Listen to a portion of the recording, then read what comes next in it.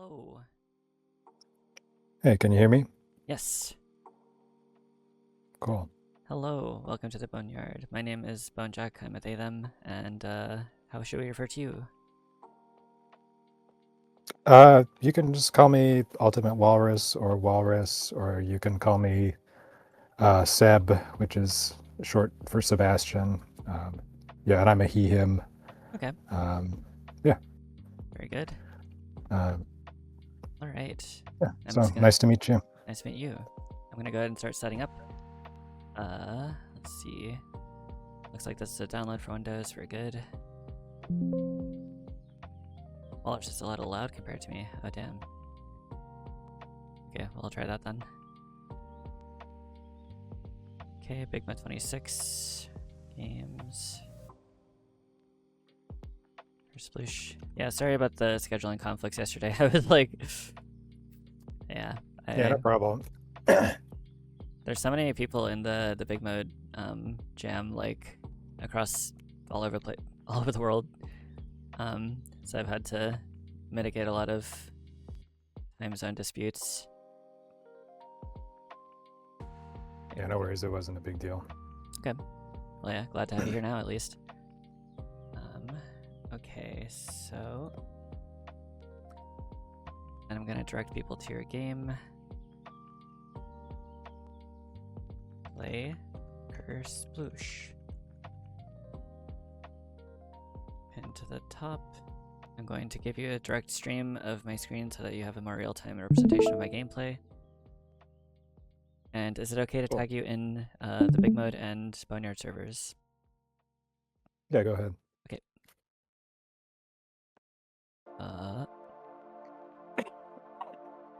Now, interviewing. Yes, excuse me if I kind of cough a little bit. I'm still a little bit getting over a flu I caught after the jam. Yeah, that sucks. Sorry to hear that. I hope it's I hope you're recovering well at least. Yeah, I'm recovered now, except for just feeling exhausted. But post-viral cough. Well, yeah, and a little bit of a cough. Yeah. Dude, post-viral coughs are so fucking miserable because, like, for me, I'll literally have like a cough for like a month or two after. It sucks so bad. That used to happen to me because I think I had some kind of pneumonia, and then for years after, it kept happening where I'd get a flu and then it would move into my lungs and it would never leave. God damn. I'm hoping that doesn't happen so much anymore because it's been a long time, but yeah. Okay. So there's that. Here is... we gotta copy that. Streams. And, interviews. Yep. And we're back. Okay, so let me just double check I've got everything. Pin to the top. Stream title. Thumbnail. Now playing. I've got the game. Discord. I think that should do it. Do you have a start screen I can link her on? Yeah, I mean, I guess you could either linger on the name entry screen, or you could enter your name, start the game, kill yourself, and then you'll be on the actual title screen. Oh. It's up to you. I guess for this one, my philosophy was I'll just throw them straight into the game, and then once they die, I'll show the title. Okay. Yeah, but you do enter your name first. Okay. Yeah. Let's open it then. I think that's fine. Okay, Windows Pro to my It's your PC. call, however you like to do it. Right. Good luck. Thank you, Basic. And now the real test. Okay, it doesn't seem there's audio. Type in your name for the Arcade 2000 charge. Yeah, there's no audio on this screen, I don't think. That's fine. That's okay. That just means that I'll just have the lo-fi playlist playing. I gotta hide all of Yeah, this. there is music on the title screen. You just have to like, you would have to enter your name, click OK, and then just immediately die. Like if you don't push any keys, you'll die. Okay, okay. So Type it's in up your to name you. for the Arcade 2000 charts. I'll put on Jacqueline. This game is a solo project by UltimateWalrus. It's linked to his website, arcade2000.io. With a little determination, anyone can climb the Arcade 2000 charts and even set their own score chart banner images and web pages. You should check it out. It's the future of gaming. Take it from me, Little Dipster. And there it is, Little Dipster. Nice. Alright, well, I suppose then that's not the end, so we'll go ahead and let it happen.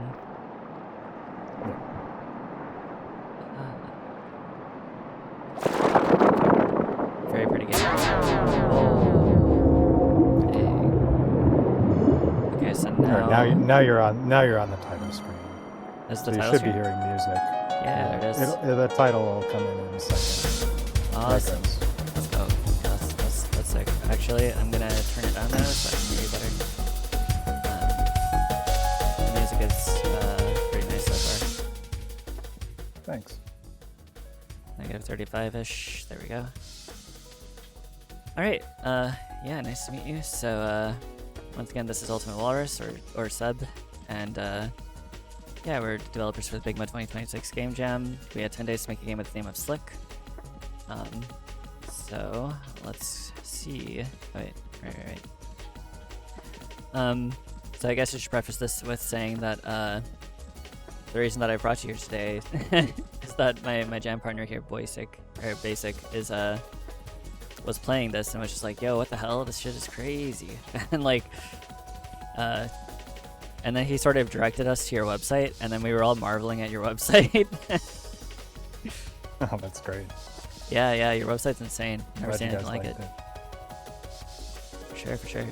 Yeah, I did that many years ago too. Like almost everything on my website, like the whole website. I mean, right. So it's been up there quite a while. Yeah, I kind of figured. Most of the games on there are old. I kind of figured because I'm trying to kind of. Oh, I'm sorry. Yeah, you go ahead. Oh, I'm trying to, for a while I kind of fell off the wagon of making games because I was constantly getting derailed by freelance work, but now I'm trying to get back on, put some more content up. So. Okay. Well, yeah, good to have you here then. But yeah, I sort of figured that your website was a little out of date because I believe your Twitter bio or something says like, or you first of all you censor the word Twitter, so it was like okay, so cool. But then you said like find me on Blue Sky, so I went on Blue Sky. Your website does not have the Blue Sky, so it still has the. Yeah, I haven't. I haven't updated it. I mean, part of it is that there are like my wife hand drew pixel art for like a little Twitter cube and a little little cubes on the home page for each social media link. So we need to change those. Right. That's awesome. That she drew pixel art for you. I mean, because all the art on your website is incredible. Let's see. Hey, that's great. I'll have to tell her that. Yeah, I mean she's a very talented artist. She does color work for graphic novels now. Oh, that's sick. Yeah. So what was I gonna say? Right. So actually, I tried to contact you through Blue Sky first because I'm always nervous posting in itch comments because I feel like a fucking bot. And I'm just like, oh yeah. Hey, I have a wonderful opportunity for you today. Show up. Yeah, I did see that eventually, but I I was more focused on the jam, so I saw that first. Yeah. No, I shot my shot in the comments of our own game, Moonlight Fire, because you were there, and I was like, oh shit, it's UltimateWalrus. Now's my chance. Yeah. So yeah, cool to have you. Because I tried to send you DMs both through Twitter and Blue Sky, and I didn't get anything back. But I don't really use those platforms that much either, so oh well. Yeah. So anyway, I guess back to the topic at hand. So once again glad to have you in the game space once again. Welcome back to it, even though I wasn't aware of you until now. So what brought you to the BIGMODE Jam this year? I guess, you know, Donkey is, you know, one of the few streamers that me and my wife actually keep up with and enjoy. You know, he's got a really, you know, he's a funny guy, and he's got a nice attitude towards game design that's like actually interesting to, you know, hear on games that, you know, I feel like I don't really have time to actually play, but you know, it's nice to see Donkey's take on them. So and you know, he's starting up his publisher BIGMODE, and you know, I thought, you know, it certainly wouldn't hurt with the things that I'm trying to start up if I somehow become visible to him. That would be great. Who knows if he'll actually play my game or not, but you know, just seemed like a good thing to do as, like, you know, a publicity stunt or whatever. But you know, I was trying not to think about that during the jam. You know, it was just going to kind of be like, you know, if I can think of a good idea, I'll do it. And then if I couldn't think of a good idea, I was just going to work on my other game projects in the, you know, the time that I'd carved out for the jam. But but you know, I came up with something I'm proud of now, so we'll see what happens. Yeah. So well, I mean, I guess he started up BIGMODE quite a while ago now. It's almost, I think it's coming up on 3 years of BIGMODE jams. Almost exactly 2, because they started in 2023 in the October-December range or something, or maybe it was November. I'm not really clear on the details on that because it's been a while, but yeah, I've spoken with a lot of developers, like hundreds of them now, from the BIGMODE jam specifically, and there's a rare few that actually do mention that, you know, possibly being noticed by an indie publisher.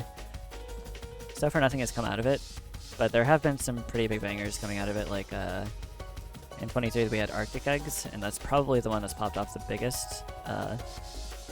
And I failed to get that person on for an interview, but yeah, you can't be just like being really motivated to try to impress somebody that you I guess that you enjoy.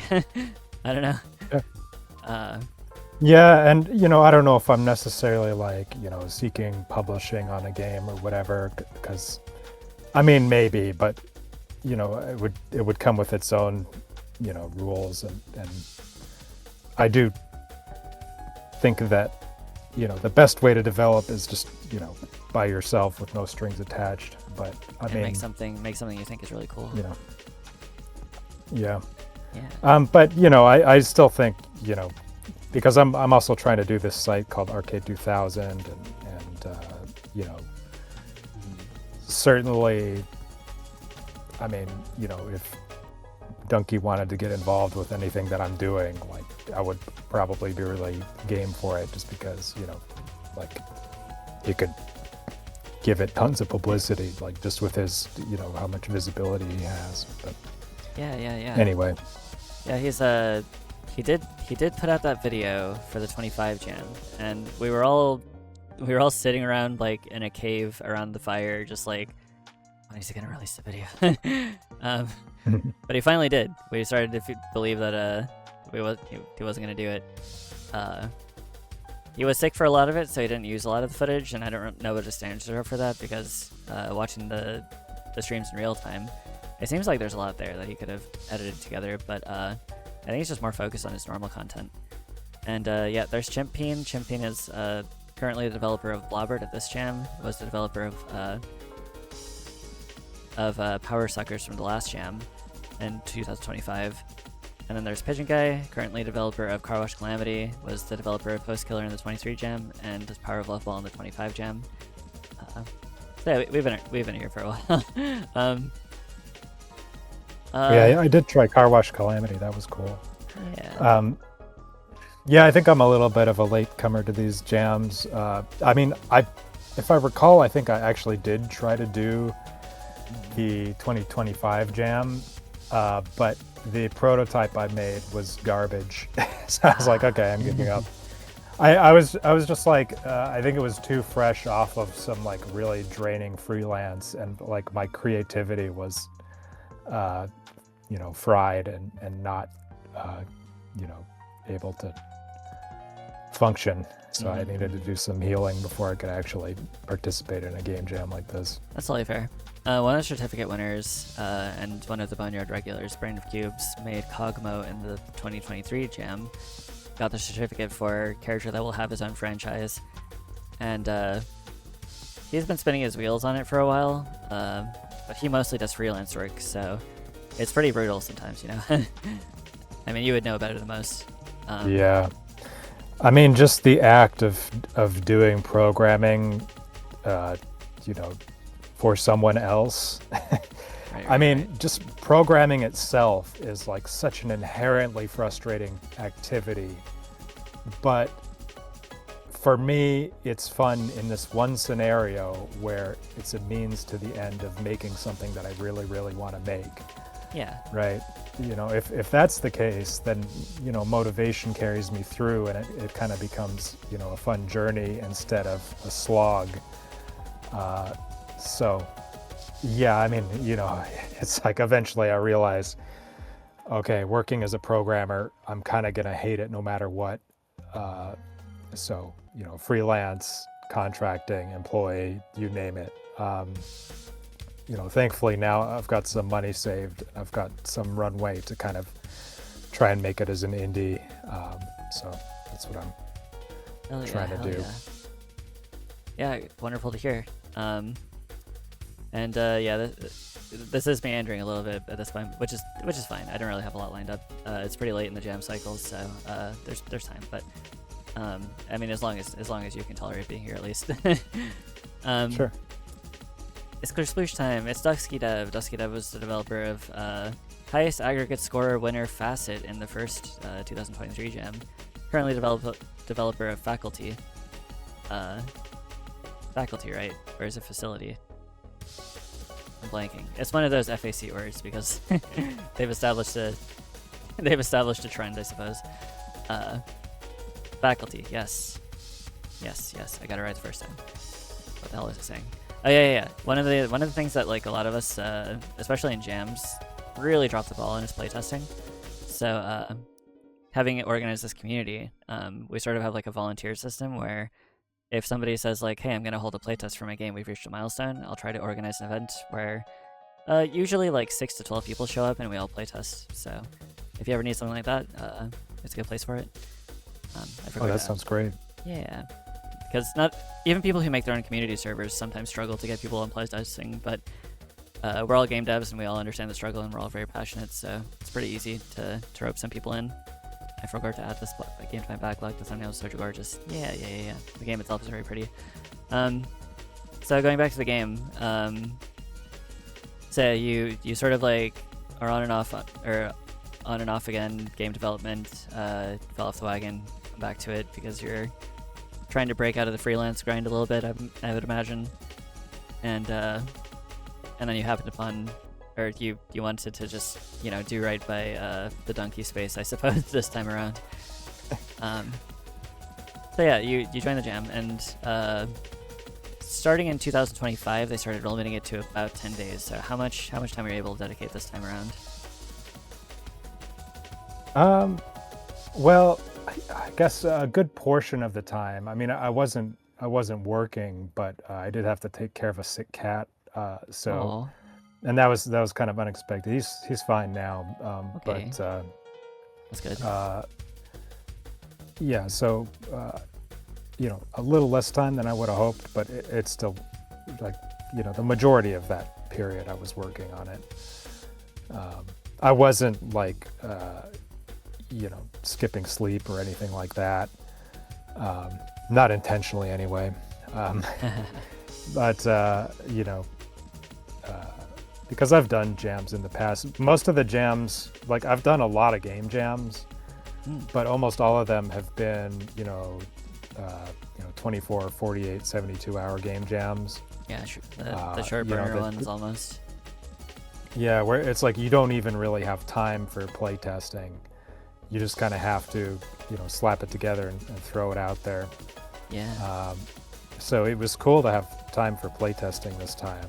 I'm, fortunate enough this time to have actually made enough online friends that, not only did I send it off to them, but they actually sent me video back. So that was really helpful.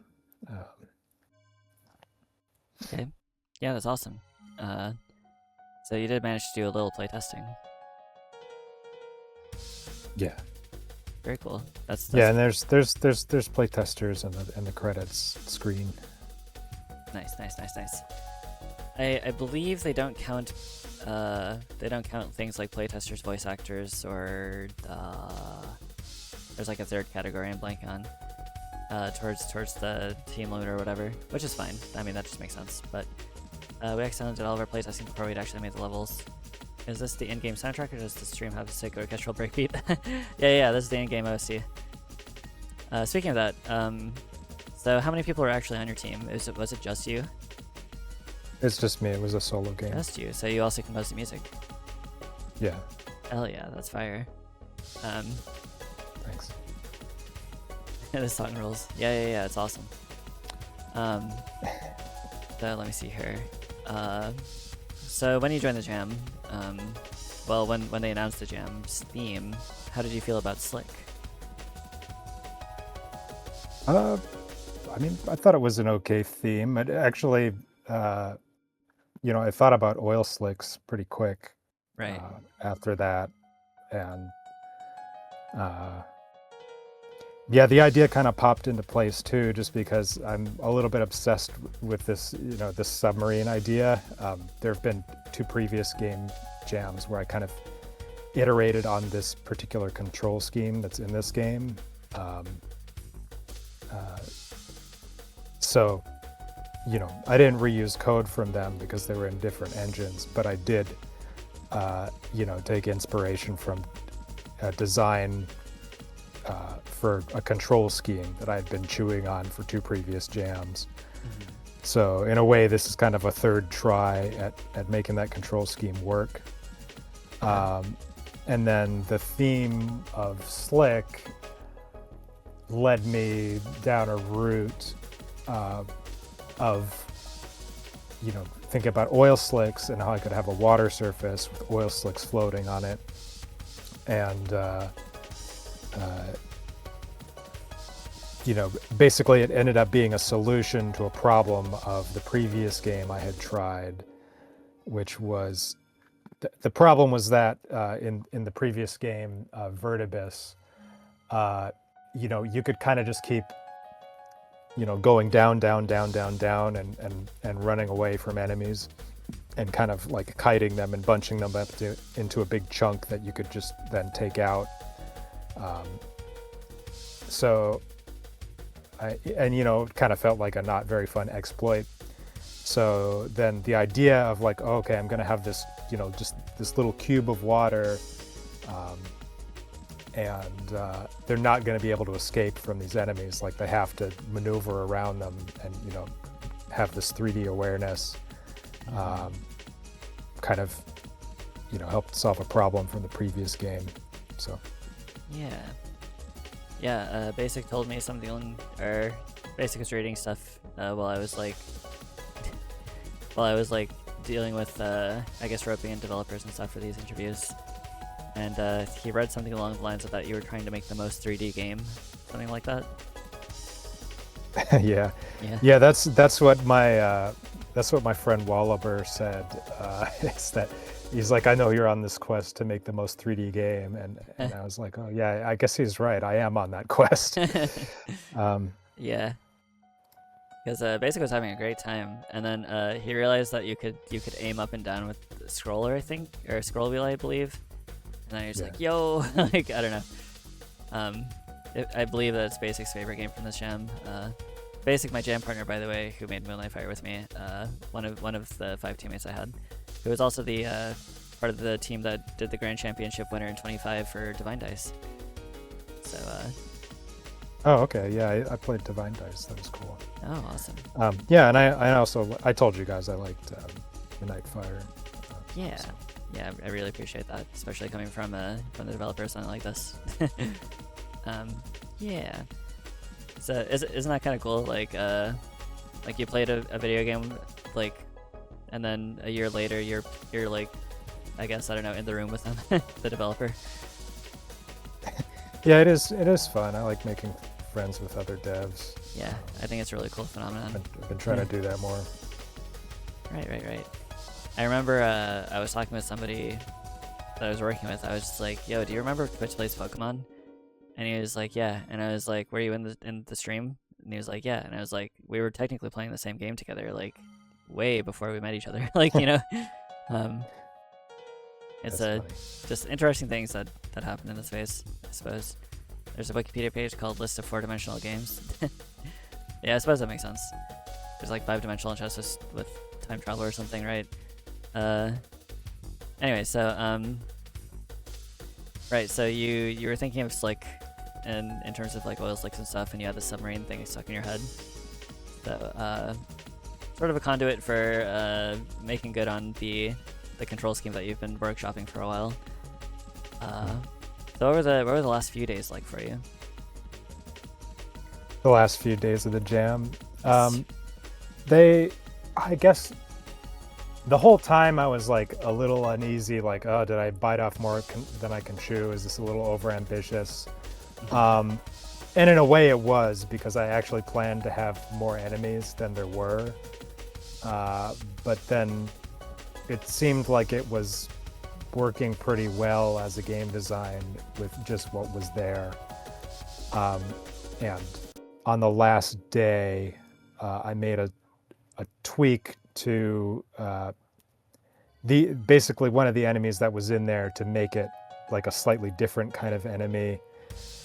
You know, basically there's enemies that just follow you wherever you are. But you can kite them. You know, you can just run around and they'll all bunch up.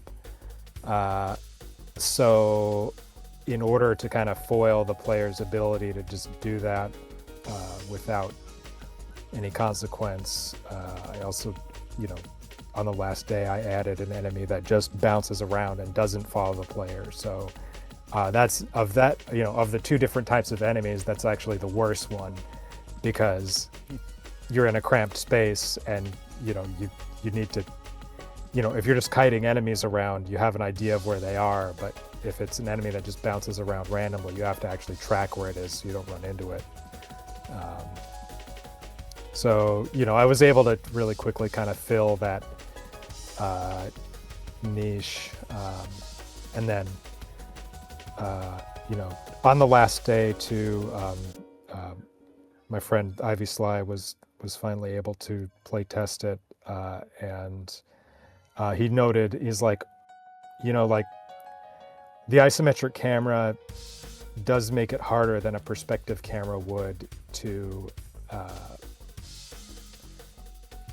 to kind of see where you are in 3D space. And I'm kind of like, you know what, he's right. Like I'm just so attached to like kind of the feeling of an isometric camera, and I'm like, you know what, like it would be so easy, I could just add it in. So like right before the deadline, I snuck in the ability to push tab to switch it to perspective.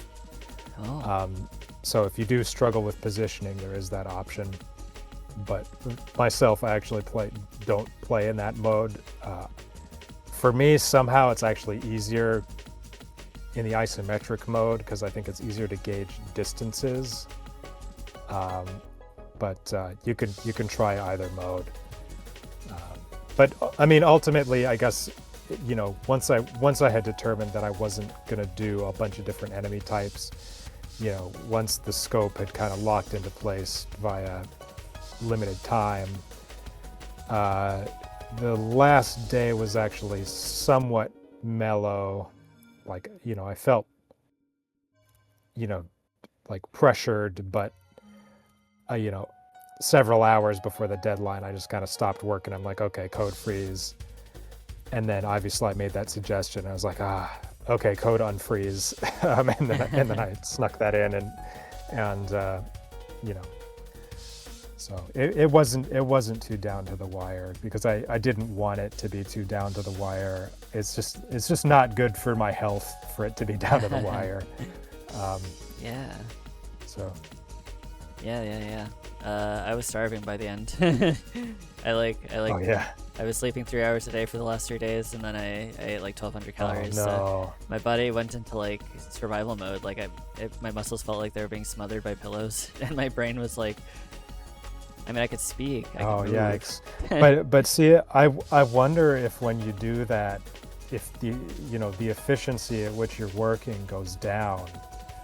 So you actually would have been better off sleeping more and eating more, so that you're not forgetting what you're doing while you work. Well, the reasons because that I went I've to had sleep, jams like that. yeah. Yeah, when I had to go to sleep, it was when I finally did hit the wall, and I was just like, okay, nothing is happening. I need to go to sleep right now. And then my body kind of like forced me back awake 3 hours later, and I was like, okay, it's time. Oh no. Yeah. And yeah, I mean, I think I had a bit of early awakening too, just I don't know, from the adrenaline of the jam or something. So yeah, I didn't undersleep by choice, but occasionally I did. Yeah, it really must be like the adrenaline or something, because I didn't even set any alarms. It's just my body wouldn't let me sleep. But yeah, I'm fine now. I just my sleep schedule is fucked. That's good.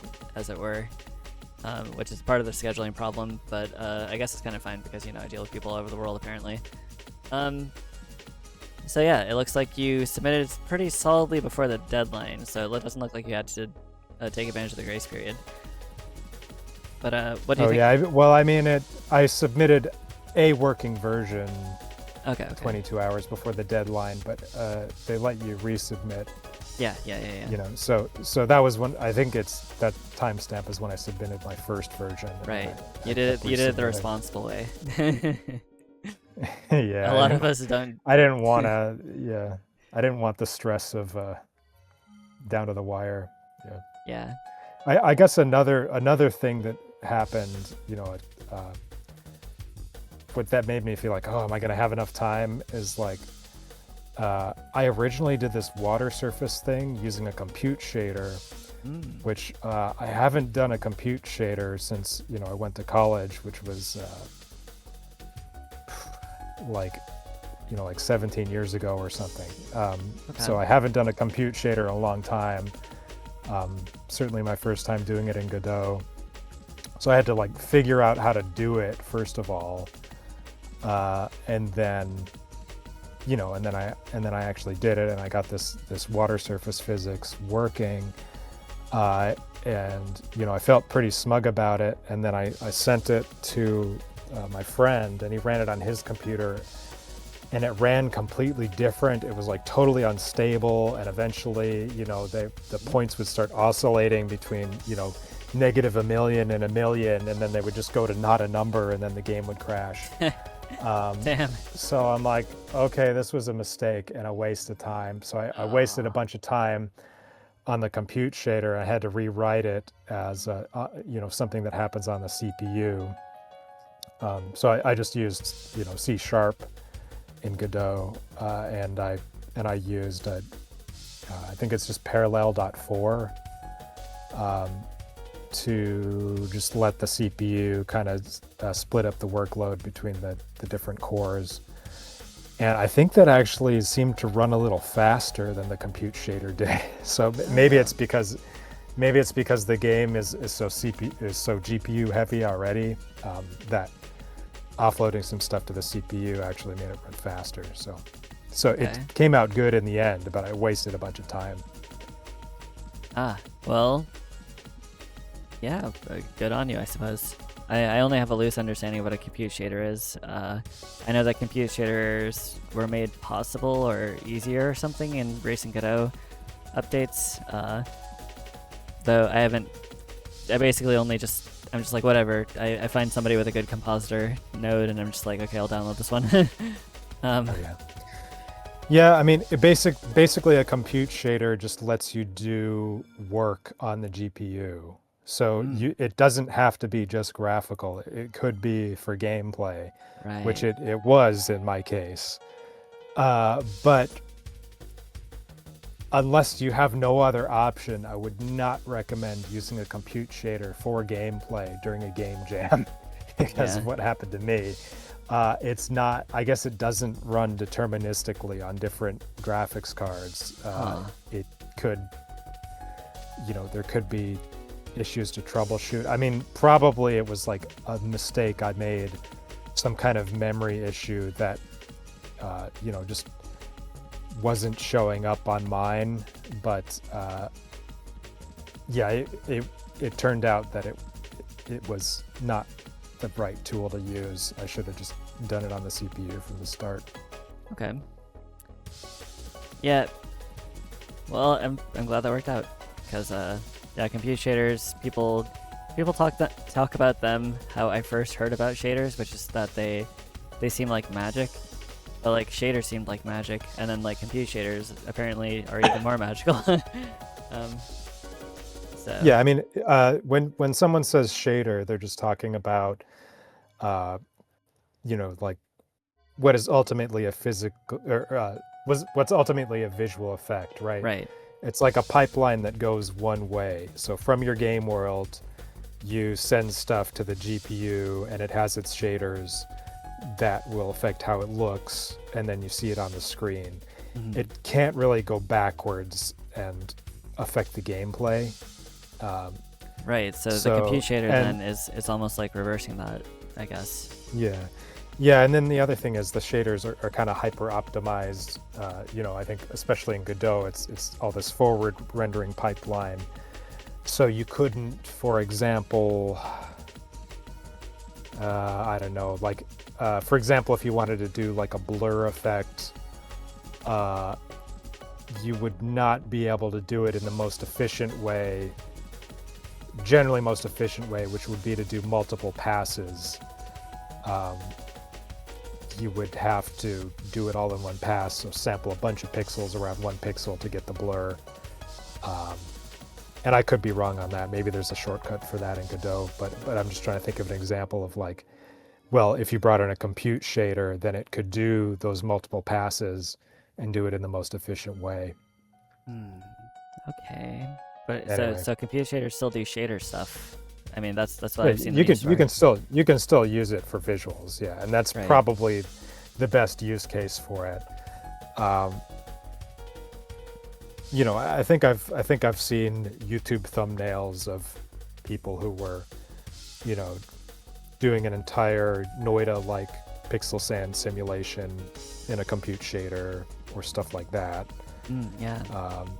So it's just a lot more flexible. You can kind of do anything in a compute shader, whereas a regular shader is very much optimized for the idea of, okay, you have these triangles, and then you can move them around, and then you move on to the pixel phase, and you can't move the triangles around anymore, and then you do the pixels based on what information can be easily delivered to that phase, and then you do the lighting, and then you're done.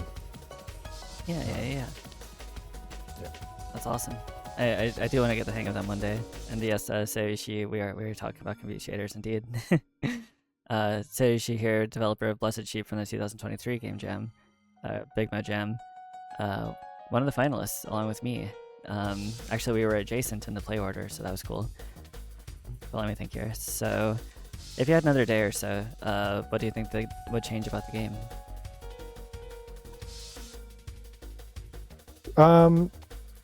Well, one thing that I realized is that I didn't put enough feedback on the like water bending ability.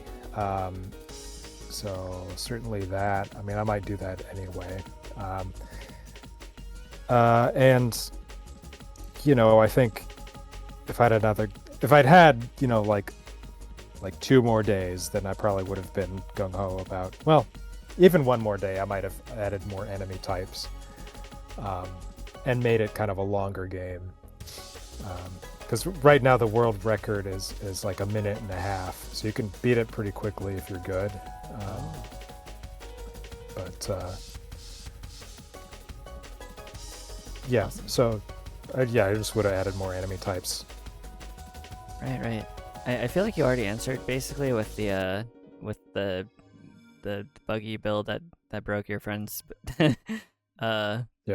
thing, but were there any like really nasty bugs that you had to contend with, or technical hurdles or things that you had to learn to get this thing off the ground?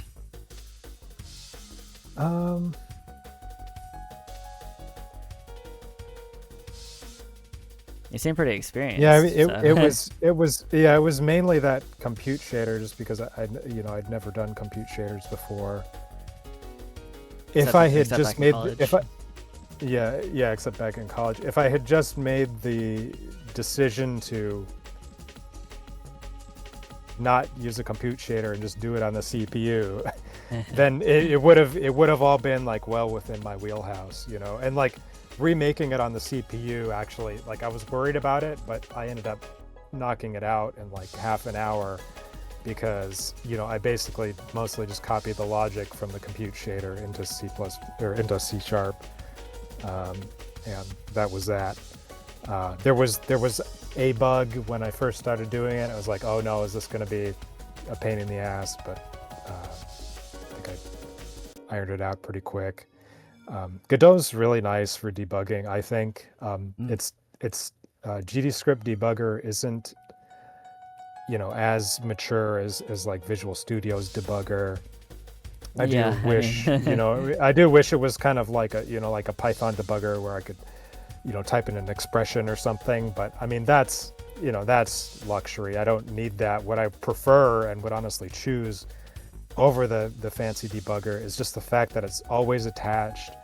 It's so frictionless. Like you just run the game and it just triggers the breakpoint, and there's no way for them to become detached, and you have to fiddle with Visual Studio to get it to plug in again.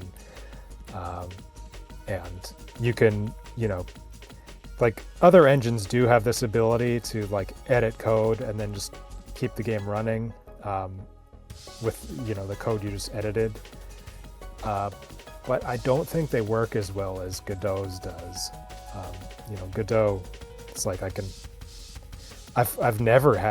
pretty much never had an issue with editing code in Godot where it just like doesn't work the way you'd expect it would.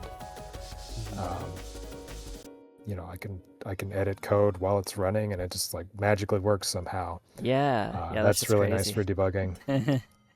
I really have no idea how. I mean, like, I don't know, whatever. It's super convenient though, yeah, and it like compiles so quickly compared to like I've heard Unity takes a long time. Oh yeah. Well, yeah, and I think Unreal is probably even worse. I would imagine. Yeah. But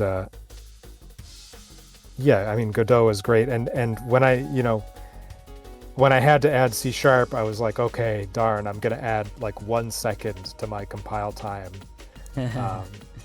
But it usually doesn't really add that much time at all. So Right. I was talking with this to a game maker dev. Game maker devs oftentimes have a restart key, and a lot of them accidentally leave it in. So one time I was like 2 hours deep into their game for an interview, and then I accidentally hit the key, and then it restarted everything. And then this got brought up the other day, and they were like, "You don't have a restart key?" And I was like, "No, I just recompile it." Recompile. Yeah. So this is what I've done, because I've made mistakes like that. I have like a constants file, and one of my constants is just debug, right? And all the cheat codes only work if that constant is true. And then furthermore, I go out of my way to make an object that when that constant is true, there's big letters in red that say debug on the screen. Nice. So that's saved me sometimes from pushing a build that had all the cheat codes enabled. Because especially in a game like this, it's really helpful. I had all sorts of cheat codes like, invincible, fly, add gems, add enemies, stuff like that, so I could test stuff out really quickly. Yeah. And then, you know, those cheat codes are useful. You don't want to get rid of them. So it's just, you just have a constant that just turns them all on or turns them all off. Okay. Yeah, you need in big white letters in the corner that say unregistered hypercam 2. Yeah, there you go. All right, well, very cool. Okay, so let me think here. Yeah, I think it's about time to start reading the description. So, how does your game represent slick? The word slick made me think of oil slicks, so that was my jumping off point. Oil floating on water is a mechanic in this game. It isn't as useful for beginners, but it can be used for devastating super move when you get more advanced. Alrighty, very good. And Kersploosh, an extremely 3D game. A cube of splooshy water. Fight for your life. In Kersploosh, you control both yourself and your cursor in every direction in 3D space. Hyper Demon inspired rail combo mechanics and super moves meet a silky smooth water simulation where you can make giant waves, then swim up into them. This was the most interesting to me because Basic was mentioning that it was like Hyper Demon inspired, and I look over at it and I'm just like, oh. Like, I haven't really played Hyper Demon, but I've seen Hyper Demon, and I was like, cube? So, I'm interested. Yeah, I mean, Hyper Demon is a first-person shooter, right? Yeah. It does some, to me, amazing things with game design that, you know, when I played it, like totally shattered my views of game design. And, you know, ever since I played it, I've been trying to figure that game out, you know. So it's like now every game that I design slowly starts to morph into something that shares some similarities with Hyper Demon. In this game, I made a decision to just explicitly just ape a Hyper Demon mechanic because I'm like, it's just the best solution. Yeah, I have a theory that Hyper Demon's design is almost like a local maximum or something. Like there are, you know, I'm sure even cooler frontiers to explore, but you know, I need to. It's the most 3D game. Well, yeah, I guess that's my tagline for this game. Yeah, just because, yeah, you move anywhere in 3D space, and your cursor does too. Okay. All right. Very interested because again I haven't played Hyper Demon, but my jam partners quite seem to enjoy it. Online high scores hosted on my indie site Arcade 2000. You can put fun image banners and stuff anyone can ascend. It's the future of gaming. Right? Ah, there it is. Yeah. It seems you're being trounced by Barack business. Yeah, that's true. Yeah. By an entire minute. Like almost exactly. Shit. Yeah, they're pretty good at the game. Yeah. Yeah. And of course they came from the Hyper Demon Discord, so. Of course. Yeah. Yeah, you made your best friends and worst enemies, I see. Alrighty. This game is another attempt in my quest to make the most 3D game possible, and my other quest to learn the design philosophy of Hyper Demon. Two of my previous Game Jam games, Vertigo and Vertibus, had similar 3D isometric controls, but I didn't use any assets from them as they were made in different engines. Some things you can do in this game that you might not realize: combo enemies in quick succession using rail lock-on ricochets. Flying through the air, shoot a rail through the oil to make scatter bomb. The oil slick mechanic was inspired by the Jam's theme Slick. Build a giant tower of water and swim up it 15 meters to get the skyscraper achievement, shown on Arcade 2000. Force the water downwards so that enemies can't move. Chill in the sand and maybe do a rail combo if you're good enough. Beat the game and get the win game achievement on Arcade 2000 IO, where you will eventually be able to show off in other games' charts. Add an image banner, webpage, name, decorator, and profile pic to your entry in the high score chart. Mouse with scroll wheel is required. If you struggle with depth perception, you can press tab to switch perspective. Awesome. Okay, let me think here. Kersploosh. Okay, so I presume this does not have controller support. No controller support. Right. Because the mouse. I couldn't figure out how to do it. because it's not just directional. There are mechanics that are based off of the actual location of your cursor. Yes. So yeah, I just couldn't figure out how this could work with the controller. Okay. I believe I was also talking with Cyberwitch, developer of Witchcore in the 23 Jam, and Miracle Maddie for the 26 Jam. And she said... Yeah, I liked Miracle Maddie. Yeah. She was saying that Little Dipster seems to tell you tips specifically based on what you fucked up. Yeah, that is true. Yeah, I made kind of like a novel tutorial system for this, hoping that it would be kind of a more efficient use of my time during a game jam. So basically, the game keeps track of all the mechanics that you utilize during a run. And, you know, it also keeps track of some specific things, like if you absorb a rail, but then, miss the shot entirely, then Lil Dipster will be like, oh, you really whiffed that rail, but then he'll explain like what you should have done. And then, from playtesting, I found that some people just don't like to use certain mechanics. They know that they're there, they just don't want to use them. And so in those cases, I'm like, okay, actually each tip needs a cooldown now too, so that they don't just keep, getting told the same really basic thing over and over again. They actually get a chance to learn the entire game, even if they don't feel like utilizing a certain mechanic that they know is there, but they just don't, it's not their style. Mm-hmm. So yeah, I built that whole like tip system basically. Yeah, that's awesome. Do you have any specific inspirations behind Little Dipster here? Where was your mind? Where's your mind when you made it? Yeah, we used to have I live on a sailboat, and we used to have a dinghy that we named Little Dipster, which was inspired. You're on a sailboat right now? Yeah, I am on a sailboat right now. Incredible. Yeah, it's just docked in a marina. We've got like really fast wired internet, and it's not like we're out in the ocean or anything, but it's like a I guess a mobile home, but way more expensive. Yeah, I mean you could probably get one for peanuts right now. I mean, the boat market is destroyed. We actually had a whole stressful period trying to sell our old one so we could upgrade. We wound up practically giving it away. Oh, okay.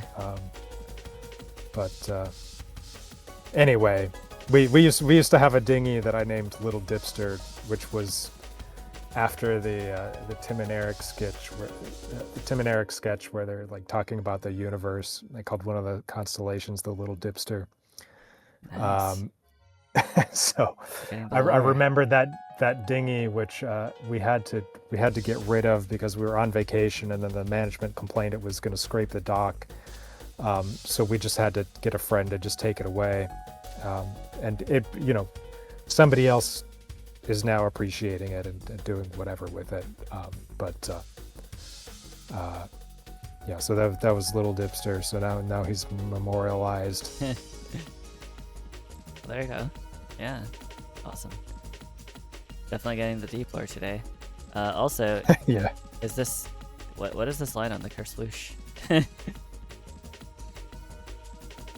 That's a bug, I guess. Yeah. Good catch. Must be like a mesh thing. Yeah, you know what it is I have this font I really like called Comic Sans, which is basically pretty close to the widely hated font Comic Sans. I would imagine. Which I think is undeserving of its its reputation. We have a Comic Sans apologist. So, yeah, I am. But Comic Sans actually doesn't have a good license. It's like owned by Microsoft, and you're not allowed to use it. So Comic Sans is cool. It's a monospace font, which I dislike sometimes, but other times I kind of like it. And but it does have a few little glitches in it that I've actually tried to manually fix in a font editor, you know, so I could have like bold text and stuff too. I didn't do that during the jam, obviously. This is just a yeah. Oh. Hello? Oh. Can you still hear me? Oh, yeah, you were cutting out pretty bad. Okay, I bumped my microphone plug, and sometimes it'll go crazy if I do that. Right. But you said that... Anyway. Yeah, go ahead. Yeah, what was I talking about? The font. Oh, yeah, I did that for Arcade 2000.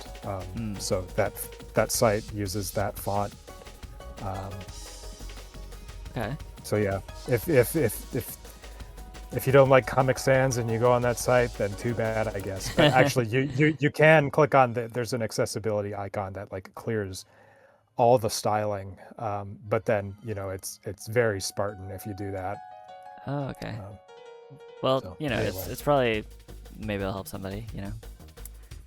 But yeah, I didn't want specifically the backgrounds. I didn't want because that site.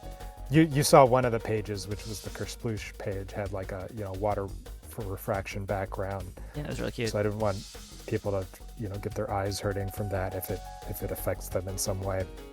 Yeah, I suppose I can see why. Yeah. Yeah, a lot of attention. I already had one complaint. I really like these bubbles. That looks like, is that procedural? Yeah, they are a particle effect in Godot, and they're spheres.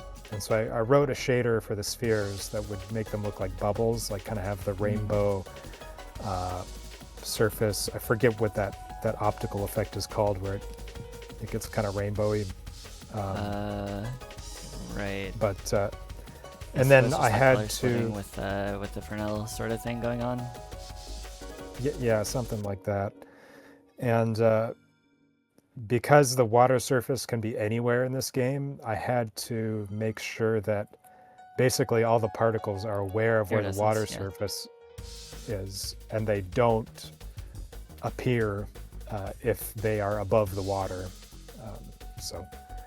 And then the same thing for water droplets, except the inverse. They only appear above the water, and if they're below the water, they make it through, like the vertex shader phase, but then they get clipped out during the fragment phase. Nice. Yeah, a lot of attention to detail there.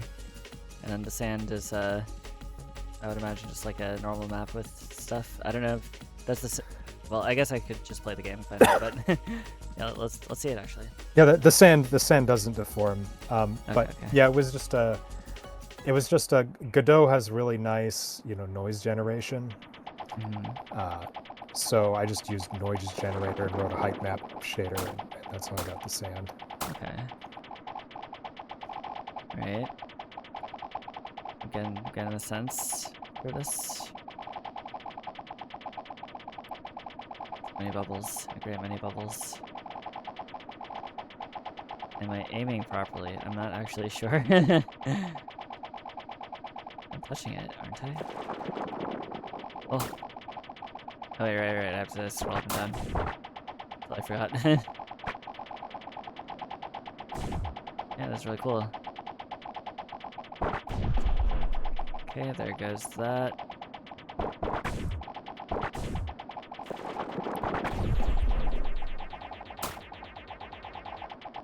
Okay. So, how much iteration did you need to do for this? Like, did the end result end up how you pictured it? I mean, I iterate quite a bit, just kind of as part of the process.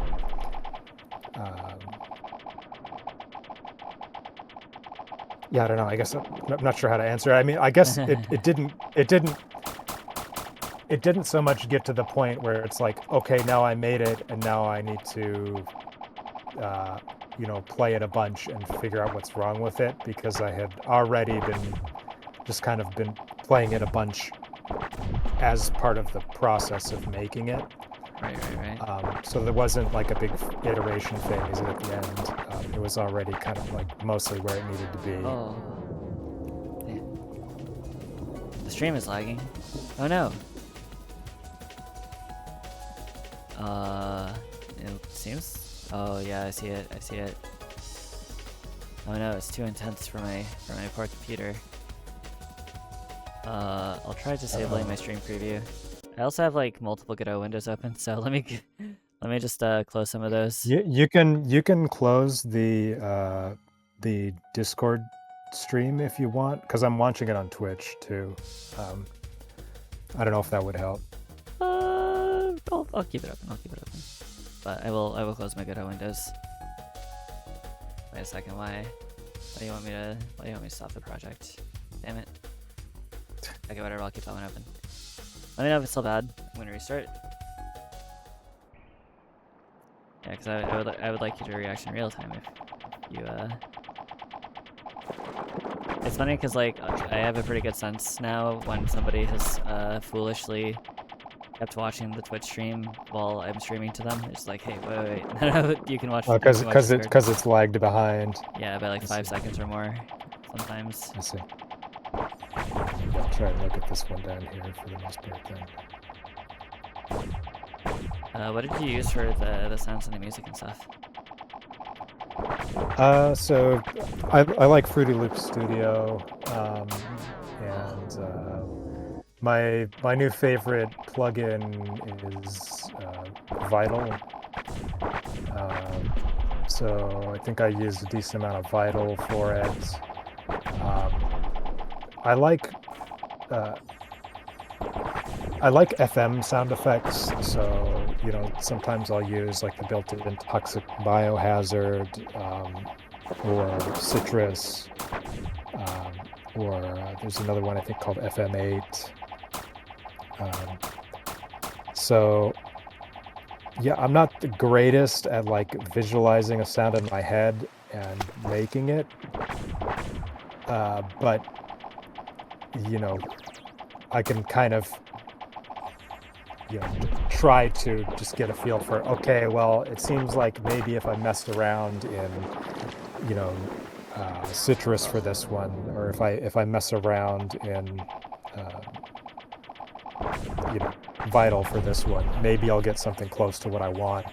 And then sometimes I don't, but then I get a sound effect that actually would be better suited for something else in the game, so then I just do that instead. So yeah, I just kind of mess around in VSTs and FL Studio basically. Okay. Nice. Yeah, I can see. Oh, yeah. The perspective is interesting. Damn, dying. This is really cool though. So yeah, since you're kind of double, you're playing this and like talking to me, I could kind of try and help step in for a little dipster as well.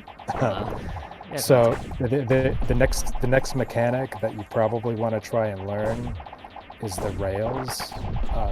So basically, when you kill the regular enemies and you get the marbles, instead of absorbing them for super torpedoes, you have the option of holding right click.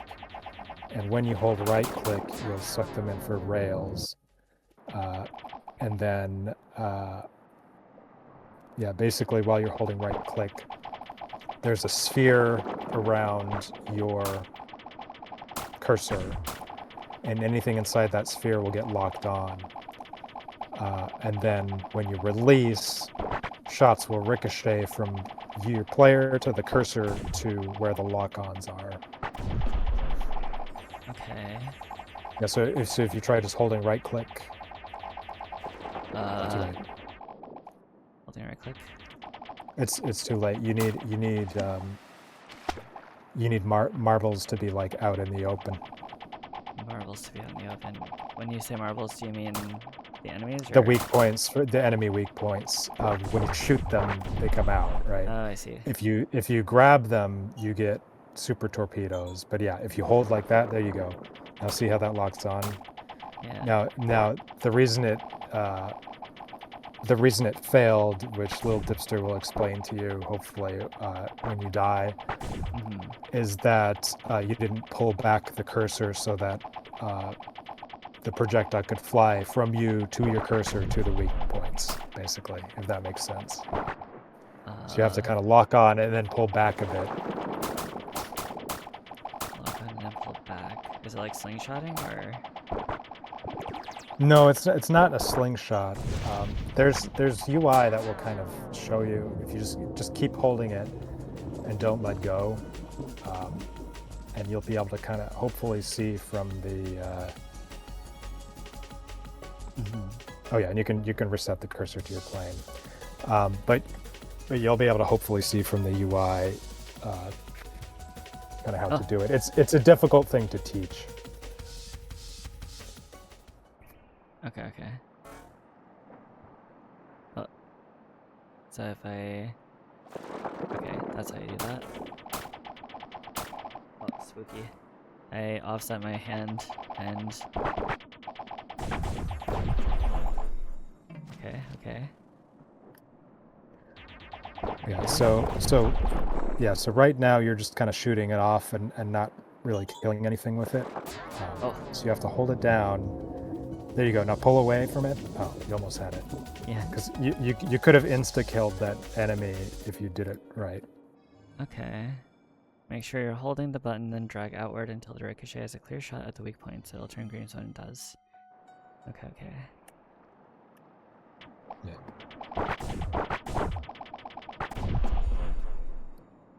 So I lock onto something, I pull back, it turns green, and then I let go. Like that. There you go, you killed it. Yes. Oops. Yeah. I guess I'm still getting the hang of how 3D it is. Yeah, it's there's a lot of things to learn. And also what the enemies look like.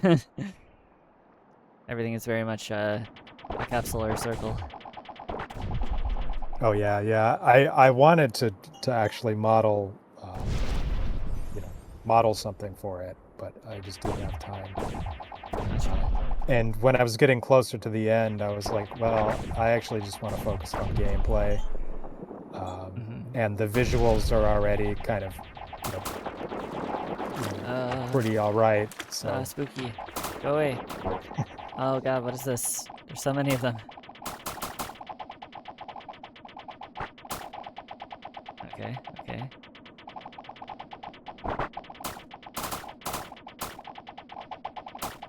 Nice.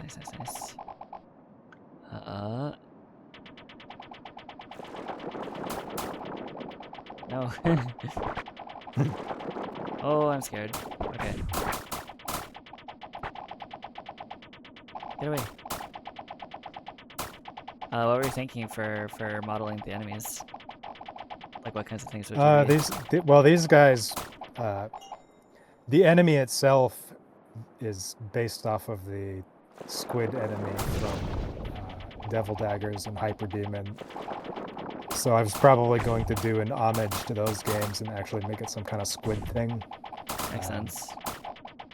And then I wanted to make it so that when you kill one of these sort of like big metallic monsters, like a little like actual squid comes out, and it would just be like ambient life.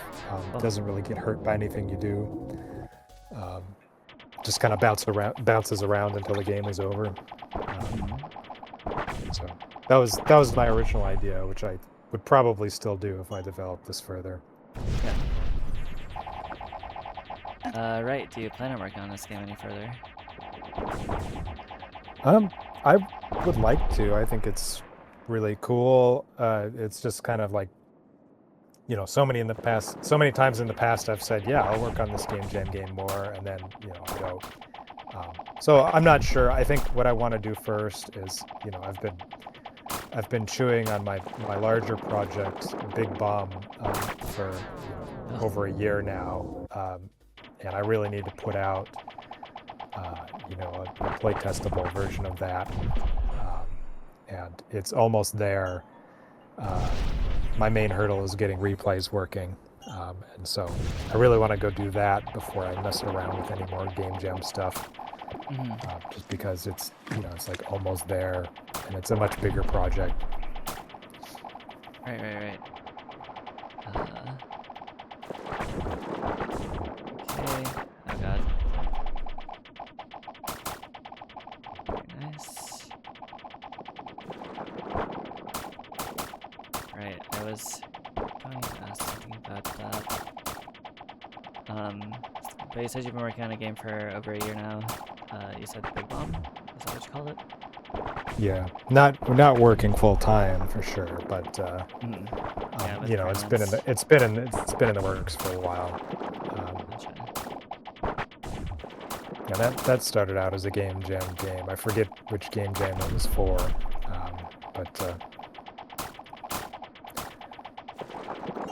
but yeah, that's a game. I don't know if you ever played the game Bombastic, or sometimes called Devil Dice for PlayStation 2.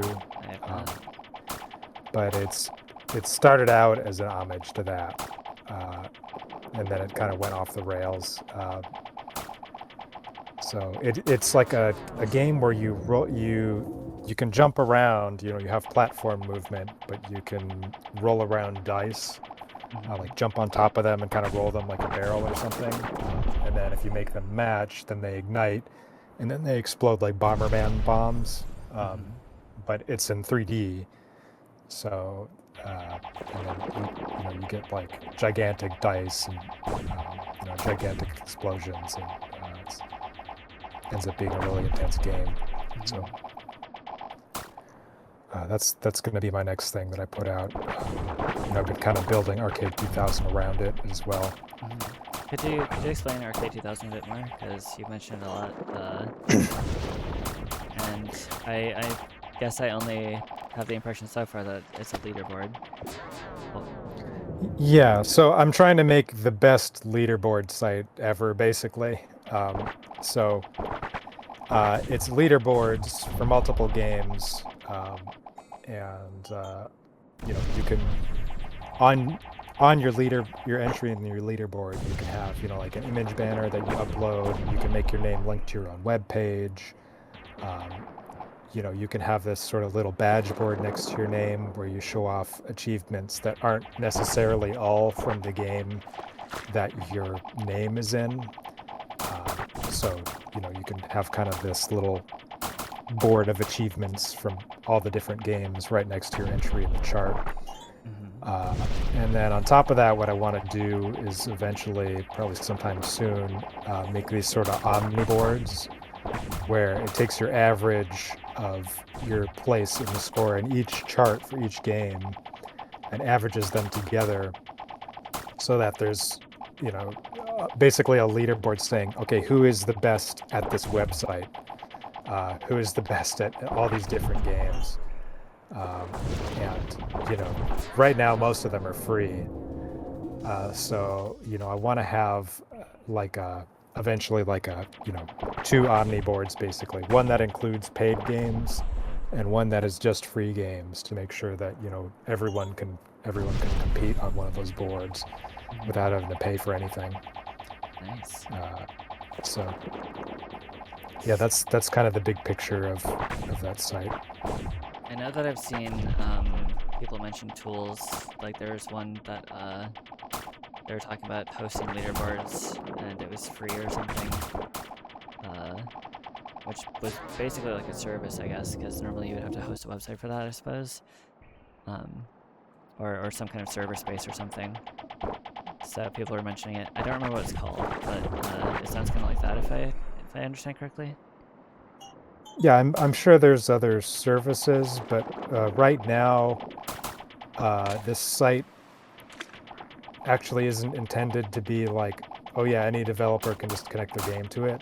Maybe someday I'll open up the API, but right now it's kind of like a curated, group of games that I think work well for this site and this idea of, like the omniboards, etc.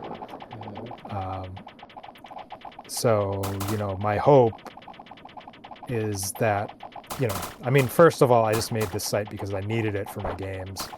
And I wanted to have really cool scoreboards and, replays, and eventually the ability to upload video clips of your playthrough and stuff like that. I needed full control. And so I made it because I needed it, first of all. But then, my hope is that, eventually it'll become sort of like a web ring of arcade game devs. And, if one game gets popular, they all kind of benefit. And they all have this kind of cross-pollination of the Omni boards and the badge boards, which are, these little achievements that you can put next to your name that might not necessarily be from the game that your name shows up in. Okay. If that makes sense. Yeah. So, sort of just like algorithmically putting people in contact with other things that are sort of in space. So. Yeah. Well, right now it's not much of an algorithm. It's just kind of like next game, previous game. Okay. And there's only 4 games on there right now. I mean, I put Kersploosh as one of the games in the rotation because I am proud of Kersploosh. The first version of Big Bomb was originally on there, and it's still technically on the site, but I took it out of rotation just because it's so rough, and the new version is so much better.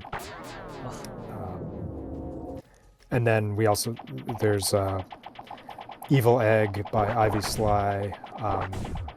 If you know Ivy Sly, they created Yomi Hustle, if you know that game. Oh wow.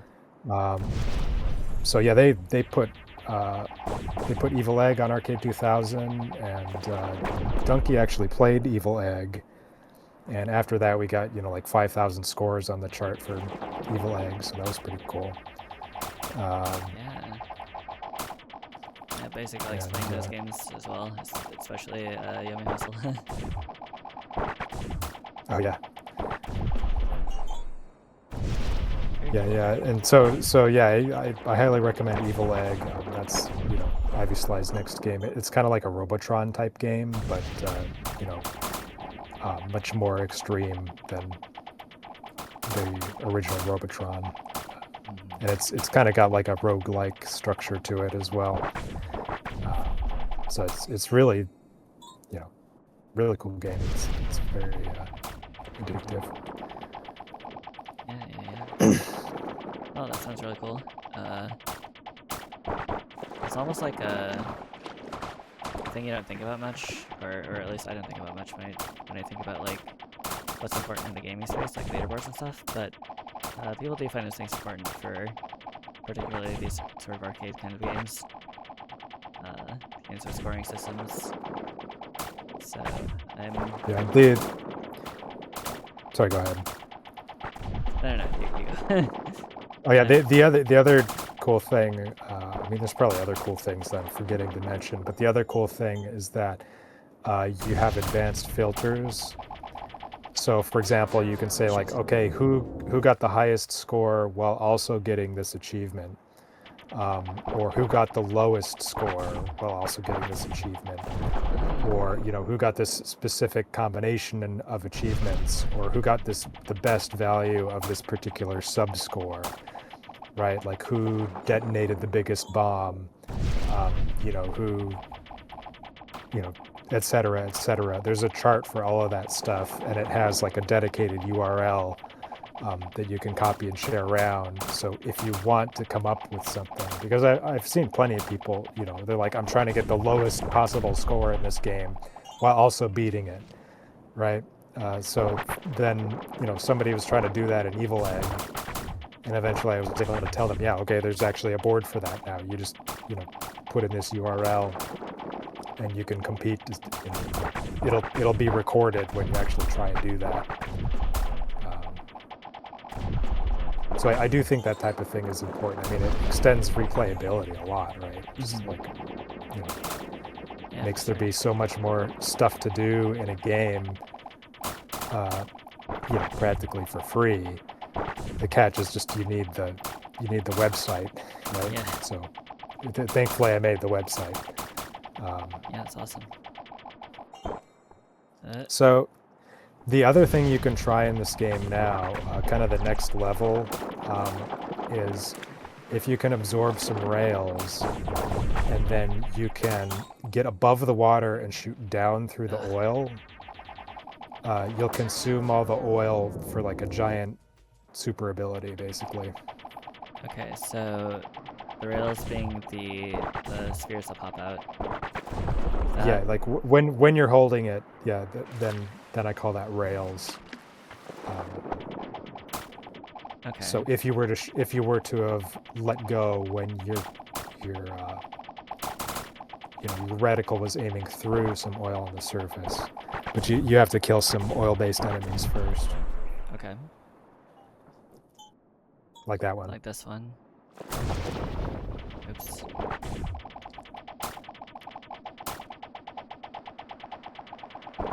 Like that, and then there's this big oil splotch.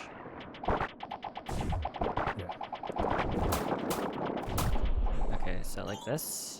Yeah, so you kind of try and go above the water and shoot through it. Yeah, so it's not always easy, but if you can pull it off, then you will get a blast that is proportional kind of both to how many rails you used and how much oil was on the surface. Yeah, I suppose I must ask. The menu theme is awesome, and then the game itself has no music. What's that about? Wait, what did you say? The mini theme was awesome? The menu theme. Oh, menu. Oh, okay. I thought you said mini theme, like the jam had a mini theme. No. Oh, okay. Okay, thank you. So, sorry, what was the question? It's just like the menu theme is awesome, and then you start the game, and then the music goes away, and you're just left with silence. Oh yeah, well, was that like a conscious decision, or? Yeah, it was. I like to let people kind of concentrate, and I also liked, I wanted to give. I guess I think games need more quiet to them sometimes. Not constant music blaring in the background. Okay. I think that if you have moments of quiet, then the moments of music will hit harder. So actually, if you do get far enough, if you get 75% of the way to beating the game, the music will actually start up again. Just to kind of like give some emotional punch to like you're almost there. Nice. But yeah, that was my philosophy. Is like, also give the sound a little bit of a chance to shine because I have it. For example, if you go above the water surface, there's actually a low pass happening on like the above water sound effects. That's funny. Because it's like the reverse of it normally. Yeah, there's like because Godot has this really great audio bus system with the effects. So I had a bus for, above water sounds and a bus for below water sounds. And then, depending on which medium you're in, I low pass the other medium. Yeah. I was happy with the result of that. Yeah. We made heavy use of the audio buses in Godot. Like in Moonlight Fire, there's a heavy sidechain on your dash and your snap actions. So there's nice. That's a good idea. Sidechain. Yeah. And it's really severe too. I was just like, really? You wanted to cut out with a release of 1 second, like a whole second? And he was like, yeah, it should be huge. That's funny. So do you sidechain like the entire music track, or do you like I don't know, kind of high pass it while it's sidechained? I think it's just a sidechain for now. And the post jam. So it just acts on volume. We're doing a post jam. We're rebuilding it from the ground up. We're gonna be fully releasing it. And Basic now has like a dozen audio buses. I don't know what he's doing over there, but I'm leaving it to him because he's the audio engineer. That's cool. Yeah. But yeah, I was surprised to even see a sidechain in the buses when I first started up Godot. I was just like, really? They're doing that? That's awesome. No plugins or anything. You're just like, yeah, we want people to do this. Oh. Okay, excuse me. Yeah, I mean that's a good idea. Sure. Because I mean the side chain will give things more impact. Oh yeah. Yeah. Basic was very instrumental in making the juice come out of Moonlight Fire, because I was initially working on it on my own, but then Basic came in because he hangs out with me in call a lot, and he's like, "Yo, what the hell is this? This is crazy. Like, I could see some, like this is really cool." So he wanted to like hop on and help me out. You might have a good chance to try that. Oh, too late. Okay, I'll try it. Let's go. Okay, never mind. Yeah, it's helpful to kind of scroll wheel down a lot and then do it, so that you can shoot down through the water surface while you're above it. The other thing, there's another ability actually that you haven't tried. It doesn't have the most feedback, but when you have absorbed some of those marbles, so you don't have any right now, but if you well, I guess the other thing that you might also not realize is that if you stop shooting, the marbles will just come straight to you to be absorbed like the regular way. Oh, okay. But then if you absorb them the regular way and you have them stored as like yellow things orbiting around you, you can use Q and E to perturb the water surface now. Wow. So. Oh wow. Yeah. Holy shit. What? Yeah. What is this? What is all this? Why am I up here? Yeah, if you manage to get 50 meters up, you will see text that says skyscraper appear in the upper left. I'm beached. That's crazy. What the fuck? Yeah, so that was kind of like the wild card ability that I threw in, because I'm like, you know, I hope that people can come up with strategies that I didn't think of, because there's enough depth to the game, you know. So, you know, like for example, when I saw Ivy Slide play, one of the first things he did with that ability was like shove all the enemies to the ground so that they were more manageable. Right. So, and like I hadn't thought of that. So, you know, that's kind of what that's for, is like whatever you want it to be for. But it can be helpful, you know, if you have the coordination to like make a tower and then swim up it and then swim out of it and then shoot down through oil, to get the super move. But you can probably, like, if you're still just trying to do it at all, it's probably easiest to just absorb some and then try and just, you know, float up above the surface a little bit and then shoot down. There you go, you got it. I can't see anything. Oh, spooky. Somebody, go away. You're coming with me. Here we go. Well, thank you, Chimp Peen. Appreciate it. Kersploosh happened. Oh yeah. Here we go. Yippee! I have no idea where I am now. Nope. Yeah, it can be kind of dangerous too. Yeah. It's really cool. I love that. There are a couple games of this jam. The other one was Sea Salt City that used really big water like physics.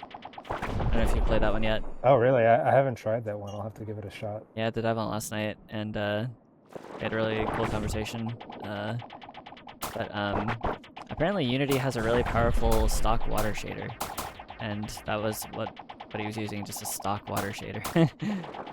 Oh really? But it was well. So this one, the shading of the water surface isn't like, you know, fully bespoke. It's basically in Godot there is this kind of hiccup for doing water where you can't make it reflective while also making it transparent, just because the way the rendering pipeline works. So somebody on GitHub has made, like an MIT, I think it's MIT licensed shader, which I credited in the credits, where they just kind of rewrote screen space reflections so that you could kind of have, you could have both. You could have transparency and reflections. Okay. So that was the jumping off point for this shader. That shader doesn't have any, there's no built-in like actual water perturbing, like vertex-wise, but it was really helpful to have that shader so that, this thing could have reflections, because otherwise it may not have looked nearly as good. Okay. It looks like Pigeon Guy got the achievement. I don't know which achievement that is, but one of them, I guess. Weird. Oh, that's cool. Yeah, well, yeah, I don't know. Maybe I can see. Let me look up Arcade 2000/Kersploosh. While I was looking into this game earlier, like I was trying to find it just through the Google search. I guess it doesn't work. I found that there's a PlayStation 2 game called Kersploosh or something. Oh, really? Or I don't know. There's some game that's also called Kersploosh. I don't know specifically what console it was for. Yeah, hopefully I didn't step on any toes. I think I tried searching on like Steam and itch.io and couldn't find anything. And it was originally going to be called Kersplash too, but then I realized that Kersploosh had more punch to it. Yeah, it's funnier. Or well, I mean, my brother suggested Kersploosh instead. I was like, maybe you are right. Cool. Actually, so do you talk about your game development stuff with your friends and family then? Oh yeah. I mean, most of all with my wife, but yeah, with my brother too, and also my brother, sometimes he'll do like a little bit of art and stuff, and kind of I'll bounce ideas off him. So like, Nice. Big Bomb, which is the bigger game that I'm working on right now, has a player character that was modeled and animated by him. Awesome. Oh, is this an enemy? Sometimes it's a little difficult to tell if I'm supposed to be shooting them or not. Okay, there we go. The red ones you don't have to shoot. The red ones are good. And everything else is bad. Okay. The ones that look like pearls almost, they just like float aimlessly around. Those will hurt you if you touch them. Okay. So they're not a good thing. Right, they're just sort of. Oh. Alright, what is depth perception? There we go. Give me those. There you go. Nice. Give me the yellow fruit. Oops. My GF referred to Blobber as Slick Richard all throughout development. Wow, you didn't tell me that during the interview. Well, maybe you did actually. I don't totally remember. That's okay. Let's see.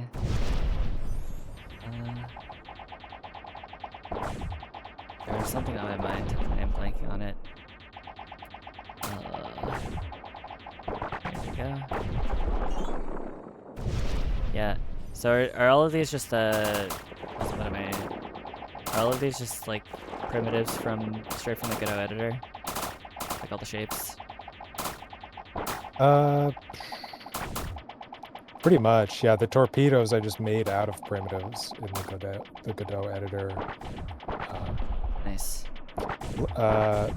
Little Dipster I had to model in Blender, and my mouse middle button is not working very well, so that was a bit of a challenge.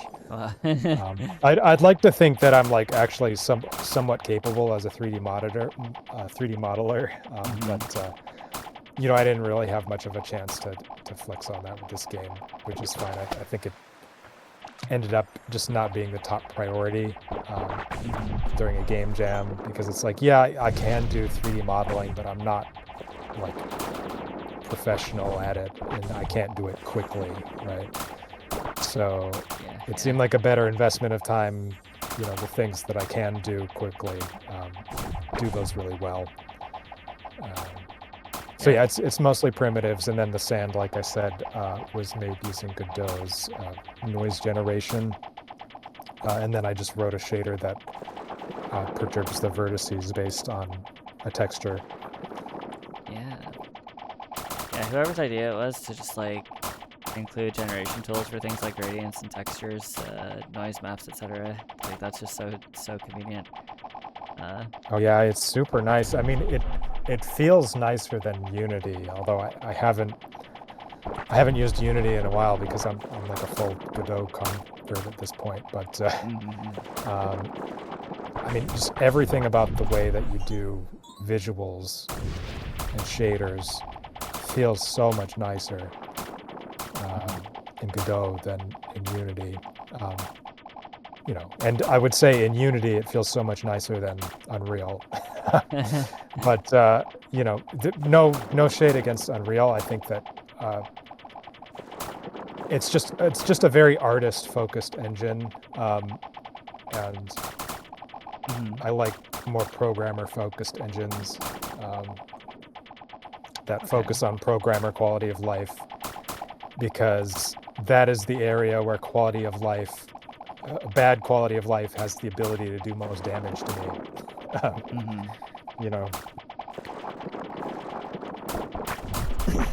Okay. Yeah. So. Oh fuck. What was your? I probably didn't. My phone was a great shame. Oh damn.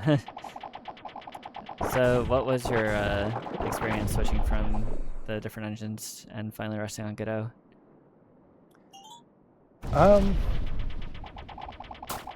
Well, I started out, my career was mostly Unity stuff, and Unity is mostly what they taught me in college at USC, and Unity and engineless basically are the two things that I knew how to do, and then some clients started wanting Unreal Engine, so I learned Unreal in the best way that I have to learn a game engine, which is just to make a game in it. And so I made several prototypes in Unreal, and I was like, oh, this is pretty cool actually. And then the more that I ended up using Unreal, and I used it for work too, I personally kind of grew to hate it.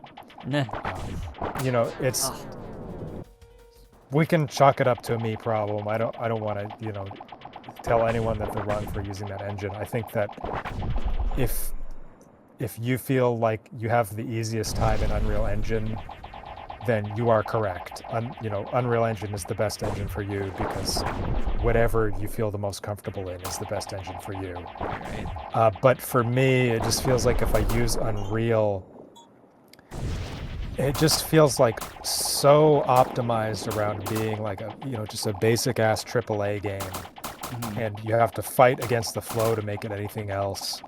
Right. Then, I also think that Blueprints is my least favorite programming language. To me, it just feels like literal spaghetti code with actual spaghetti. Actual spaghetti, yes. And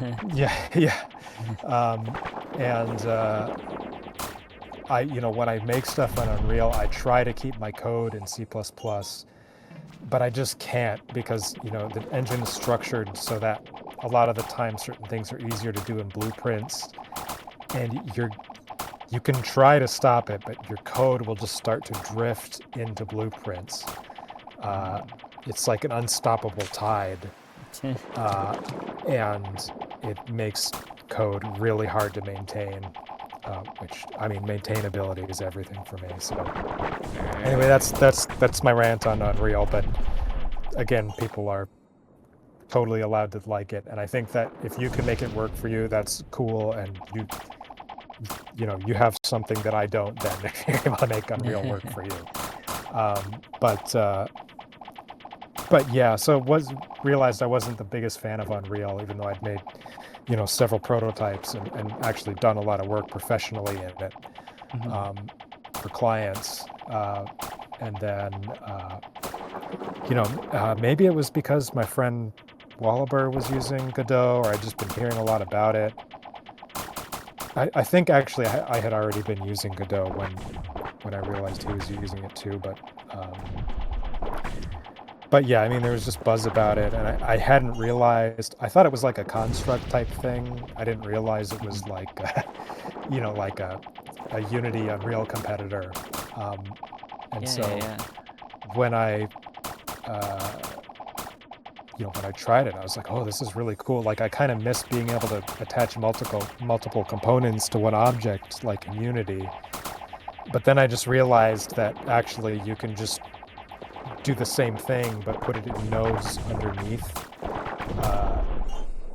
your main object, and it's basically the same, but it's kind of it's kind of cleaner. Oh, and to be clear, Chimpeen, like, I actually do like Unity. I would say it was the best game engine if Godot wasn't around. I actually do like Unity, and like I said, there's something in Unity that I miss a little bit moving to Godot, which is attaching multiple components to an object. But ultimately in Godot, it's like, it doesn't have to try and be everything to everyone like Unity does. So it's kind of this like very clean, lean, mean engine that is really great for, like a professional indie who doesn't necessarily need, the massive asset store where everything that you can possibly think of has already been made. Although that would be cool to have, but I like Godot so much that I'll take a less mature asset store, as a concession, because I really love the language GDScript. I think it's really clean and concise, very readable. Oh, yeah. Very easy to just look at a glance and see what it's doing. Right. And not have a bunch of extra verbosity, which to me is really important in the code. Yeah. When I look at GameMaker asset libraries and stuff, it's like the GameMaker. I guess I assume that the GameMaker community just still has these conventions because it's been a while since I've used it, but they'll still like label objects with an O in front, like they're using Hungarian notation or something. And I have to imagine that's because their IntelliSense isn't there. I don't know. I've never had to do that in Godot. Like, it's always just like... Sometimes there's just conventions in programming, just so you can tell the difference. Like, you can look at a variable and say, like, oh, okay, I can see that that's, a global, or I can see that that's a function name or a class name or an enum. So sometimes there's conventions like that, like your enums can be all in uppercase or something like that. Or sometimes people do just prepend one letter just to show that it is, if they put an O in front of it, then maybe it's an object, would be my first assumption. Well, yeah, I know that's why it's there. It's just like, I feel like, I don't know, for somebody I've collaborated with a few times, Fangling Blimp, who is probably asleep right now, but we've collaborated a few times. We sort of agree that, like, it's like Godot makes commenting less necessary.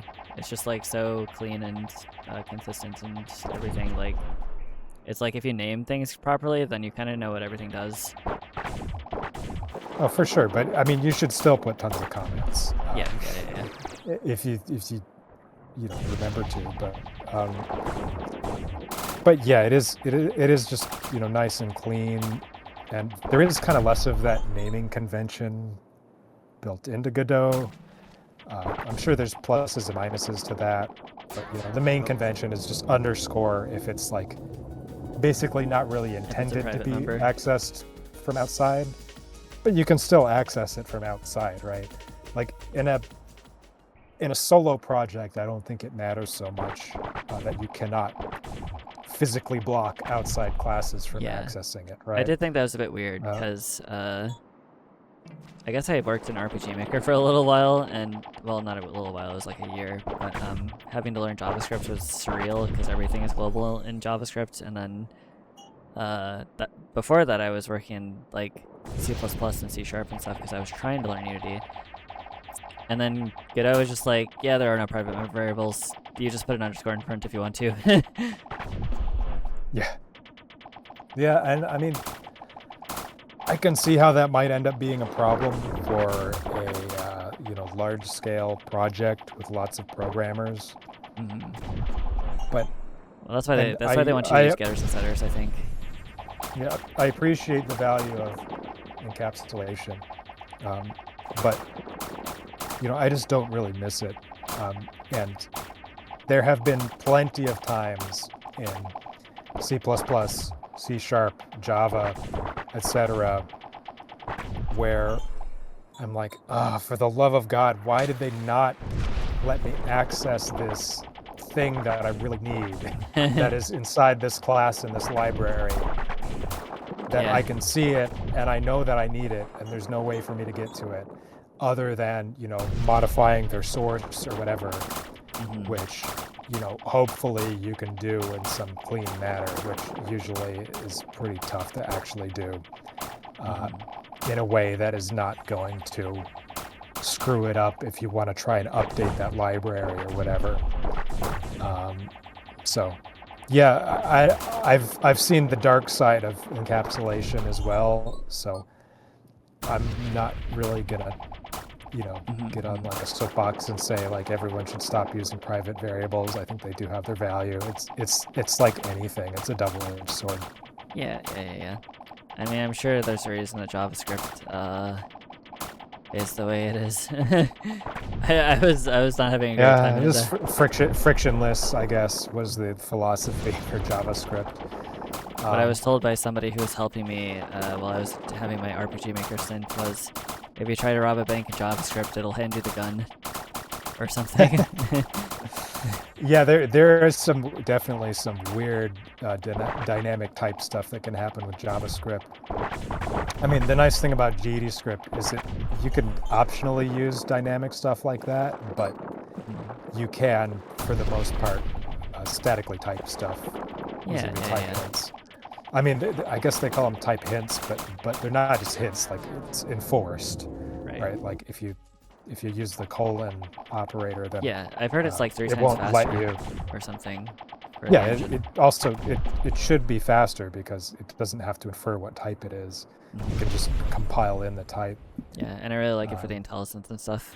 We were actually having this conversation maybe the other night or something, but instead of having a guard where it's like if this is not this type, if you say if var is type blank, like within that following indentation block, it will infer what type it is based on that. Because it's like, well, this code won't execute. Oh, the compiler actually does that optimization. Yeah, it's like if I say like if pretty smart. If var mesh, and I don't use that notation, just so don't cringe at me, please. But if var mesh is mesh instance 3D, then within the next following indentation block, it will assume that var mesh is a mesh instance 3D, because of course it's not going to execute that code unless that's true. So yeah. So the compiler won't be doing type inference for every line inside that block. It'll already know. I don't have to set like a temporary variable and then set that with the statically typed thing for the IntelliSense to pick it up. It's just like, yeah, it's there. I don't know. It's just there's so many convenient things going on inside of it. It's really cool. Yeah, that's really cool. I didn't know they went to that level of compiler optimization inside of. Yeah. That's really nice. I mean, man, open source engine, how is it so good? Yeah. Also Blender. I think Blender is also so good. Yeah. Blender really frustrates me lately, but it's like really frustrating, but like when you're going, you know, I don't know. I was taught modeling in college on Maya 7, and I don't know, maybe modern Maya is better, but I like Blender much better than Maya 7. Right. Yeah, I mean that was like the, I don't know if it's still the industry standard, but I was hearing it be the industry standard even though I've never even seen the interface. Uh, but yeah, like Blender recently added this thing called action slots, and it's like it was solving a problem that's been around since the beginning, where if you animate different properties of an armature and stuff, then it basically has to go in the NLA editor in a certain way or something. I don't really know the specifics. I'm scared of the NLA editor, but action slots like were added, and then it like bricked everything I was doing, and then I had to like figure out what the fuck was going on. It's relatively simple. But it's just like every single time, like the way that you have to learn all of its arcane shortcuts and everything. There's a learning curve for sure, but yeah, open source baby, let's go. Yeah. I see a question from Cyberwitch72. What was Walrus's first game engine? And I left a huge hole in my engine journey, story of my engine journey, because actually like the vast majority of the games on my site were made in ClickTeam Fusion, or its predecessors. You're like the I started ClickTeam making Fusion dev I know. Yeah, my first game engine was actually Click and Play. I started using Click and Play when I was like 8 years old or something, or 9. Yeah, so that is like the very ancient predecessor to ClickTeam Fusion. It's the same company. You may have for a while even been able to import Click and Play projects into Multimedia Fusion. And, you know, it was called Multimedia Fusion for a while. Now it's called ClickTeam Fusion. Wait, that's what that is? Because I know about multimedia. I haven't heard about it in a while. ClickTeam Fusion is the newer iteration of that. And yeah, it's a very cool engine. I highly recommend it if you are, you know, beginner level, because you will learn to program without actually having to program, but in a way that makes code that you can actually do something with. You know, you can, I mean, there are games, you know, I mean, like Five Nights at Freddy's was made in ClickTeam Fusion. Yeah, that's the big example. Baba Is You was made in ClickTeam Fusion. One of the best puzzle games ever. And funny enough, I'm actually in the credits for Baba Is You because I made, just because they were nice enough to put me there, because I made a full screen extension for ClickTeam Fusion that they used for the, you know, just for the PC edition, I guess. That was hell. Yeah. So yeah, that's really cool. I greatly admire them because they worked on Noida as well, and yeah, another amazing game with amazing design. Anyway, yeah. So I started on ClickTeam Fusion, and I well, you know, its predecessors, and I highly recommend it if you just want to, like, because that's often what I'll show to like kids and stuff if I'm trying to teach them how to make games, because I feel like you are just way less likely to bounce off it and get burned out than a professional engine, because a lot is just offered to you, and it has its limitations, but you can be creative within those limitations. You know, you can put an object down, you can say give it platform movement, and you can put some other objects down and say make these obstacles, and, you know, with a few simple lines, you have a game already, right? So the instant gratification of it, to me, makes learning almost effortless. You know, it doesn't feel like you're learning, you're just like having fun and messing around. And, you know, you can, if you push it really hard, you can make professional stuff with it. You know, my only Steam release, Snake 2, is made in ClickTeam Fusion. Snake 2? You're the inventor of Snake 2? Yeah, the sequel to Snake. Yeah, it was originally a Game Jam game. It even got featured on like the Game Jam version. It was done for the global Game Jam. Oh man, you got so many. You should do a I'm scatter scared. bomb. I'm scared. I'm scared. You gotta suck them in and go above. Do it. There you go. Hell yeah. I did it. You're so the close music. now. 22 out of 27. Yeah, I have no idea what's happening. Close. I can't see anything. Okay. It was huge. That's why it lasted so long. That's awesome.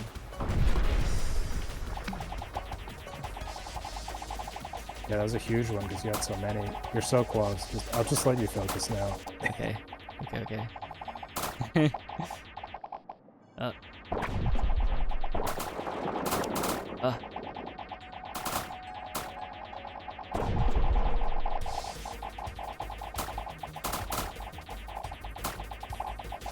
Excuse me.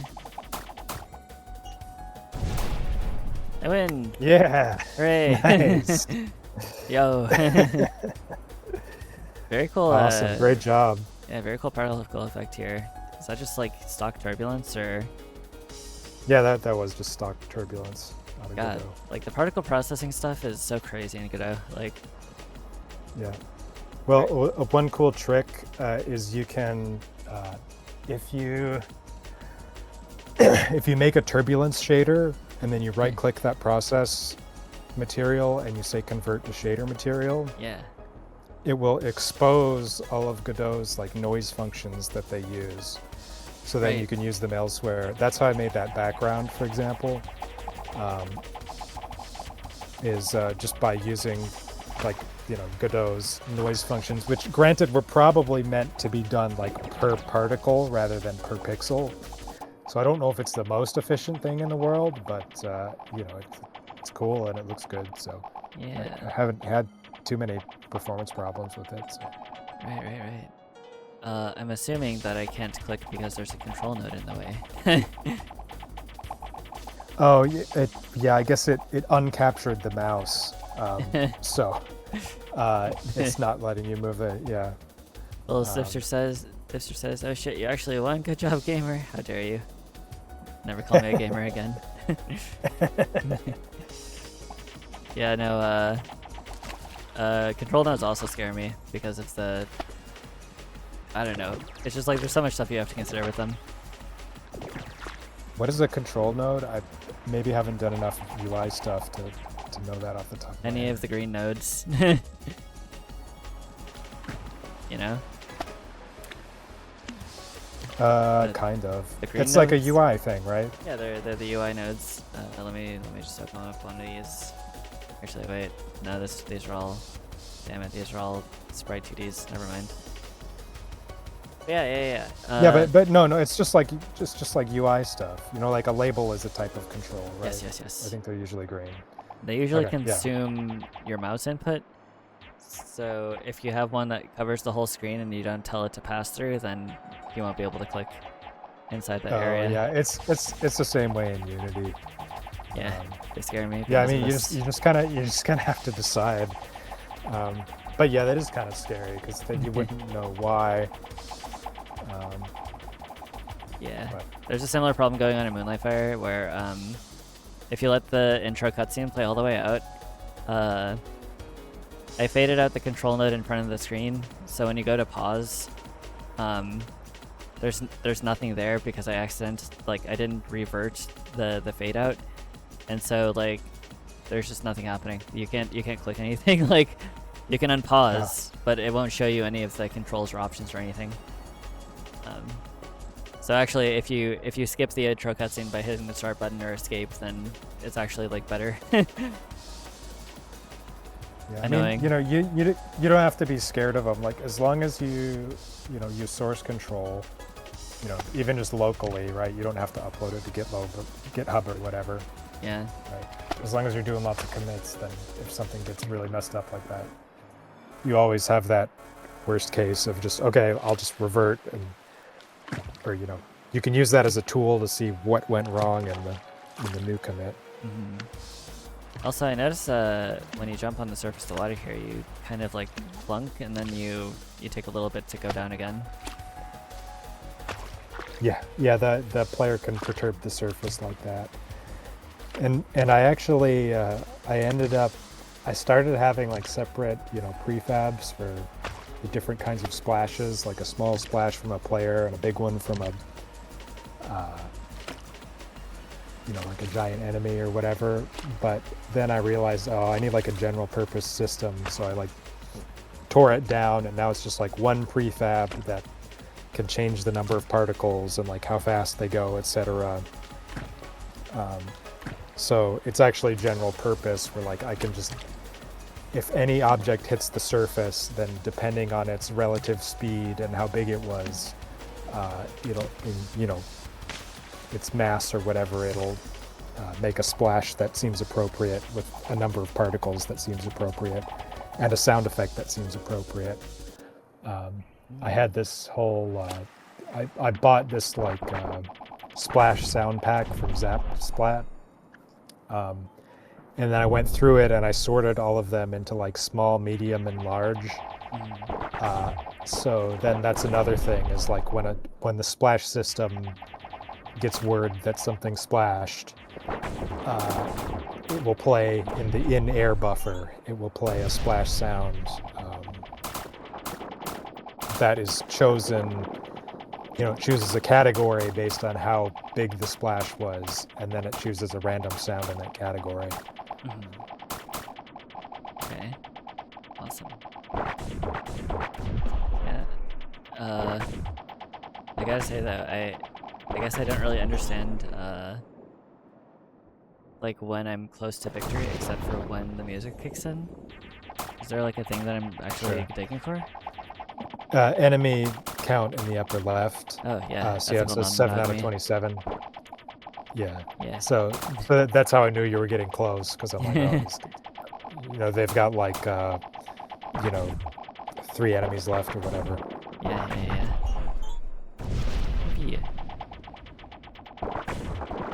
That's cool.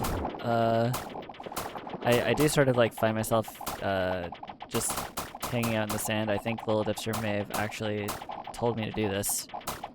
I'm just like, nah, it's scary up there. I'm gonna just hang out down here. Yeah, I was trying to think about how to like lure the player into different areas to make the gameplay more interesting. So like one of the things, right, is that in order to do the scatter bomb, you have to go above the surface. Right. Okay. And then, originally I was thinking, maybe there'd be like a jellyfish or something that you have to go below to kill it. Nice. Yeah, the other thing you could do now is try and go for the skyscraper achievement. So far, only one person has it. I'm out of here. It's huge. It's big. Yeah, you got it. It's in the upper left now. Skyscraper! Let's go! Yowza. Oh god. Oh. Well. Yeah, I wondered too if That's awesome. If the interpolation starts to break down a little bit in determining like where on this, where the water is compared to you. Right. I just started falling in the water. The water forgot to do buoyancy.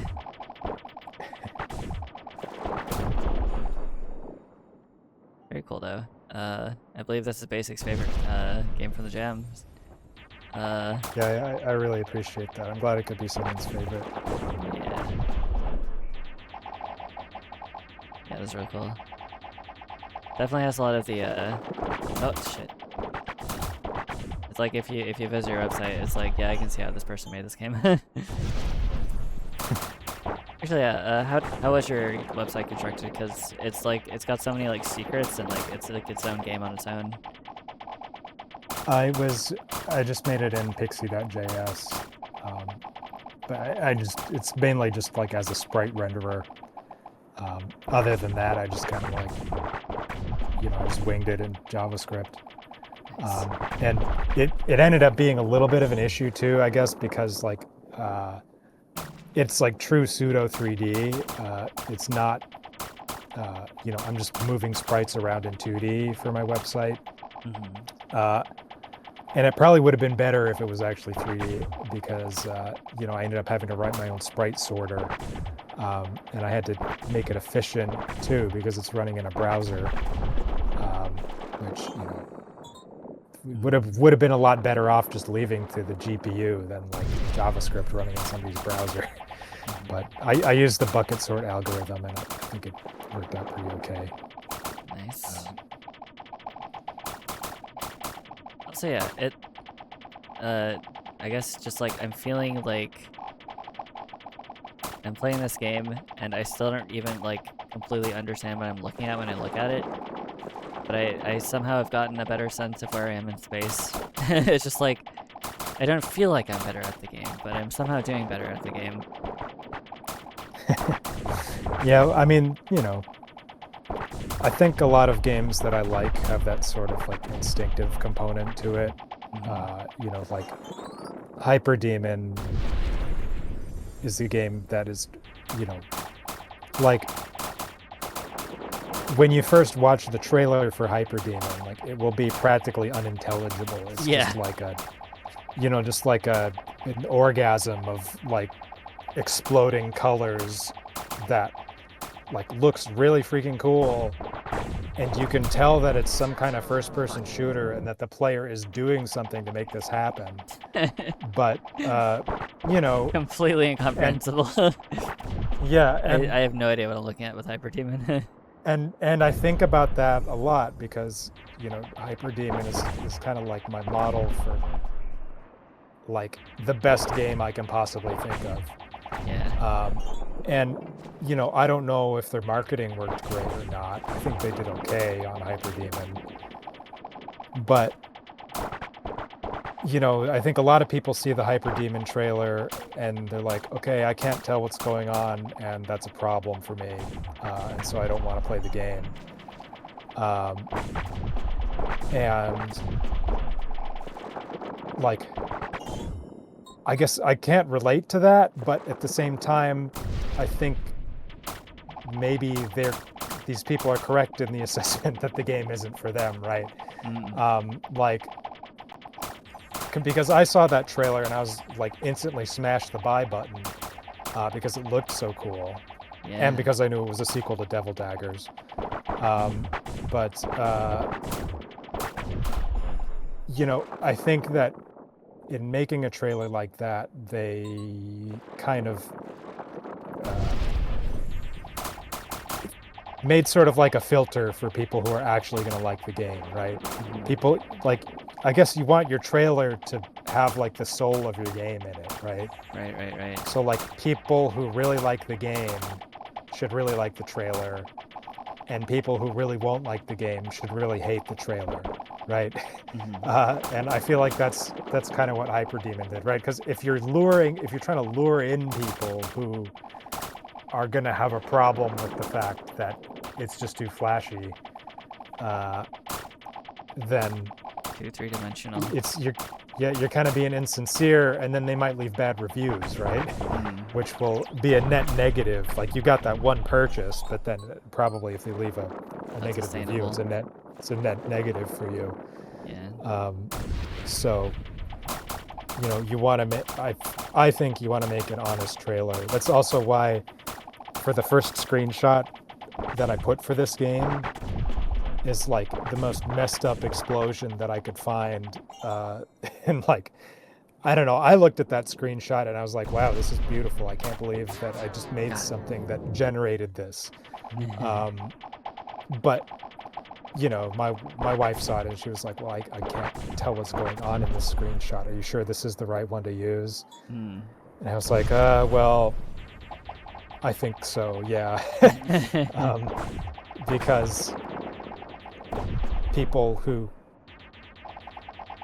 just will see something like that looks crazy and beautiful and want to try it will hopefully be more likely to like my game, and those are the people who I want to lure in, right? With whatever marketing. You gotta find your crowd,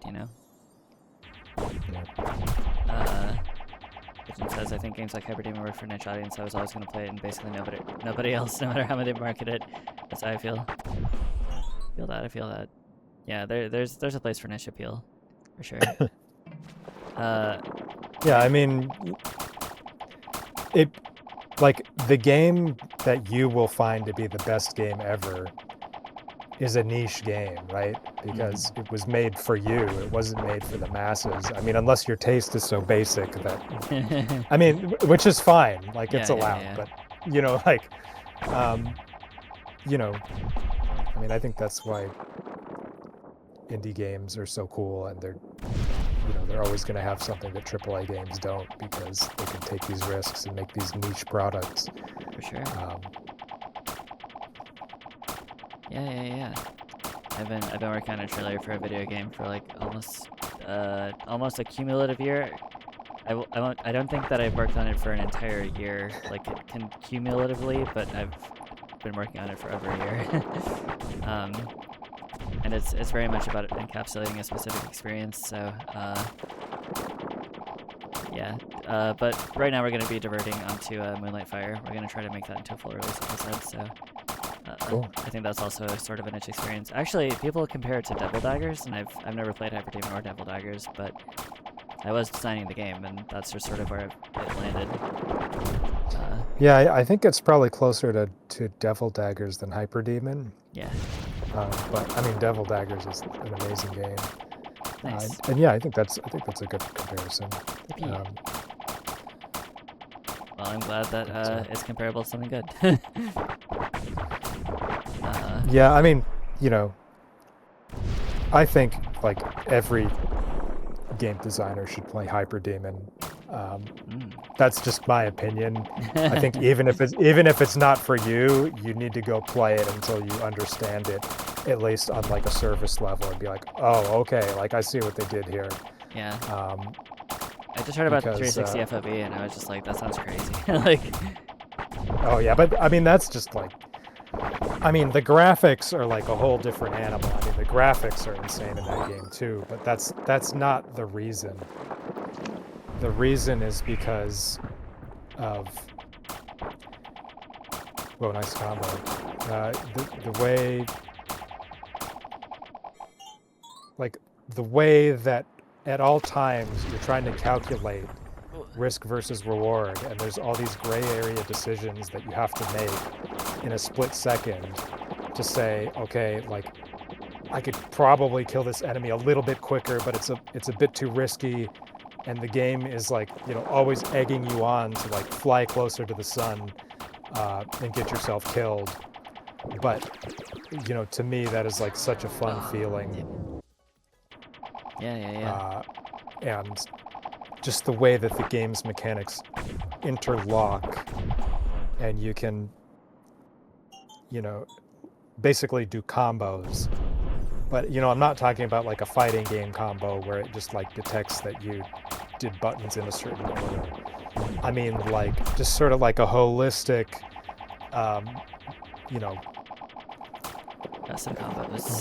Relevance of all the game mechanics in any given situation. Yeah.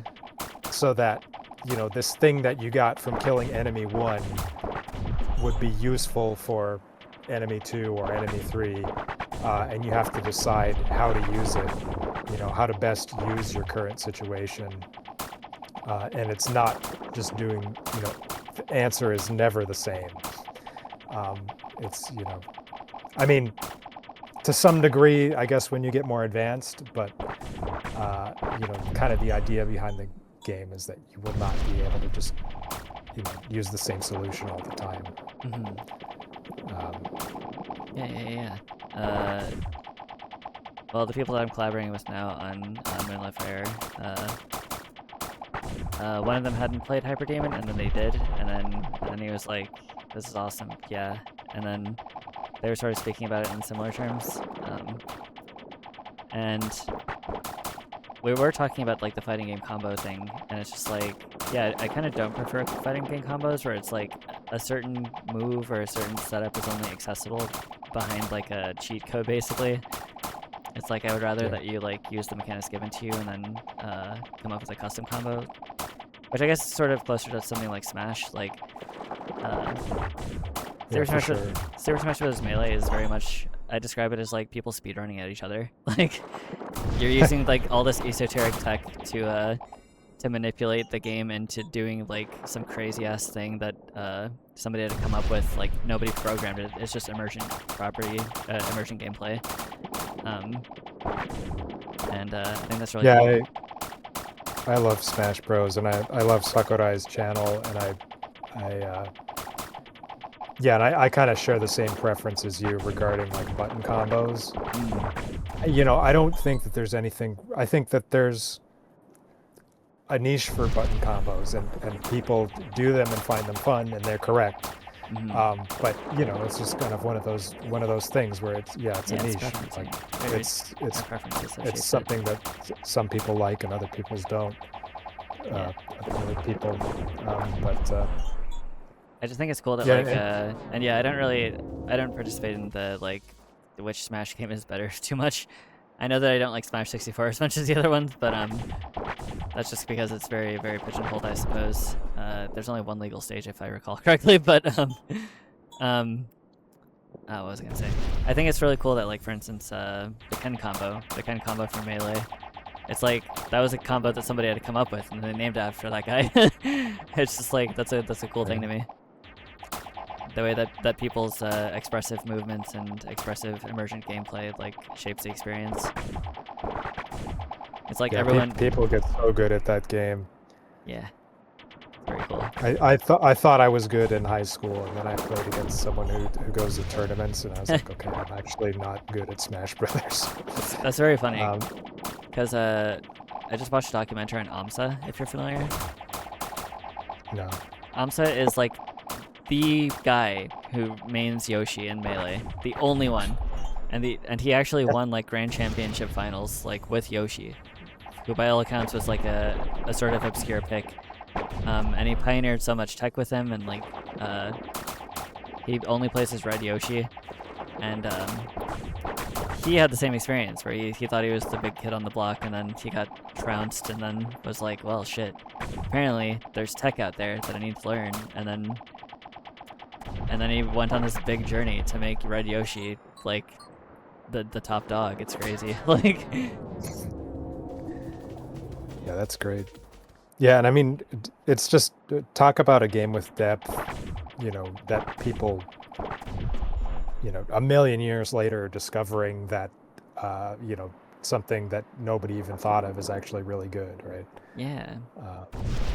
So the longevity of Melee is insane.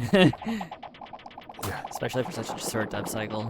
But yeah. I guess I should play Hyperdemon at some point. You really should. Like every game designer should play that game. And to answer CyberWitch72, no, I don't think it is performance heavy, because they made their own engine, and it's pretty hyper optimized. Appropriate. Yeah, and also Pigeon Guy. I mean, Mario Galaxy is amazing. Like, you know, there's no shame in because I don't know. I feel like what I was saying before, like, was a little bit talking out of my ass. Like, there are games that were made for mass appeal that are freaking amazing. Yeah. And, you know, other mediums too, you know, like a lot of the Miyazaki movies were made for mass appeal, right? But they're freaking amazing. So I think some of them weren't, but well, yeah, that's true. Some of them weren't. But you know, I think there is a certain area where it's like you actually can make things that have mass appeal and are, you know, like, could be somebody's favorite thing ever, even somebody who is acquainted with the idea of indie games. Yeah, it's just very, you know, I don't know, it's different for everyone, right? Yeah. I refuse to acknowledge Funko Pops, though. I'm sure Funko Pops are somebody's favorite thing ever. They are. But good for them, I guess. Yeah. I mean, it's gotta. I know.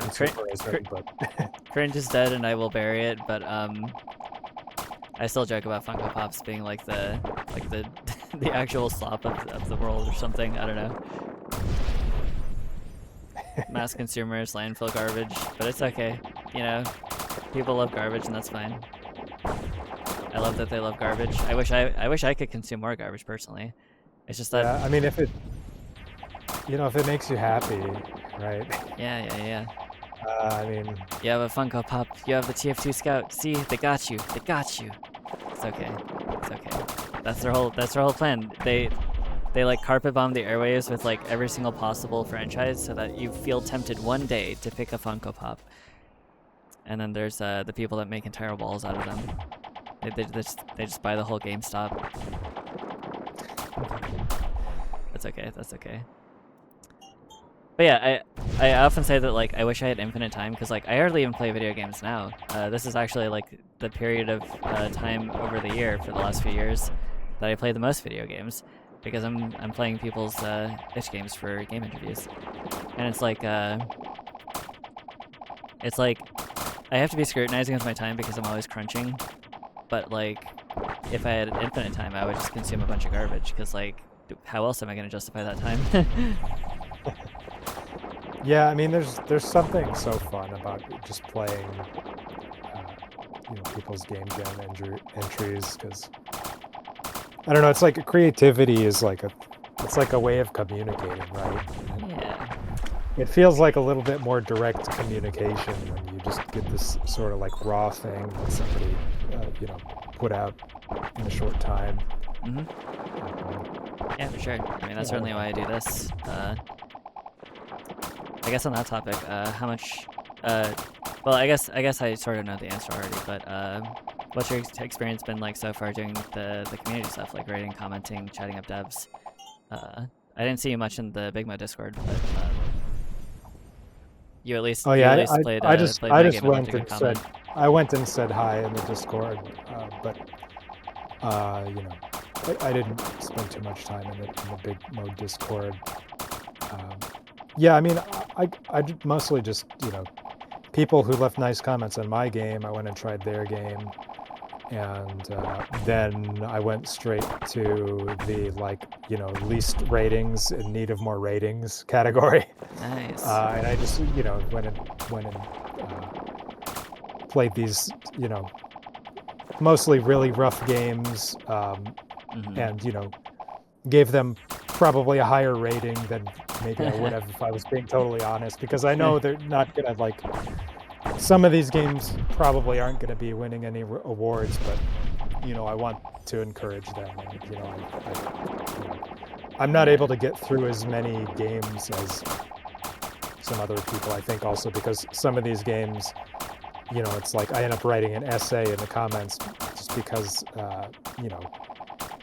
I think that people who do a game jam are by and large they want critiques, they want feedback, critical, constructive criticism, and so people overall seem really thankful when I leave that on their games, and so yeah, everyone's been really nice for the most part. I haven't noticed any toxicity or whatever. Awesome. Yeah, I mean, I guess I wouldn't imagine that there is. There has been some weird stuff this jam, like there was a game that got pulled down.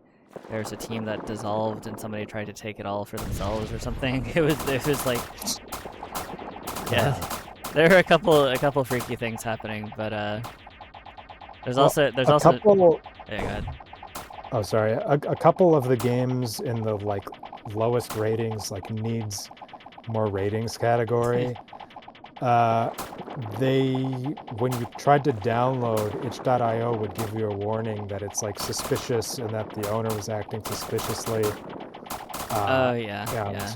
I never got around to downloading any of those because I was going to run them on my other computer that I don't do work on.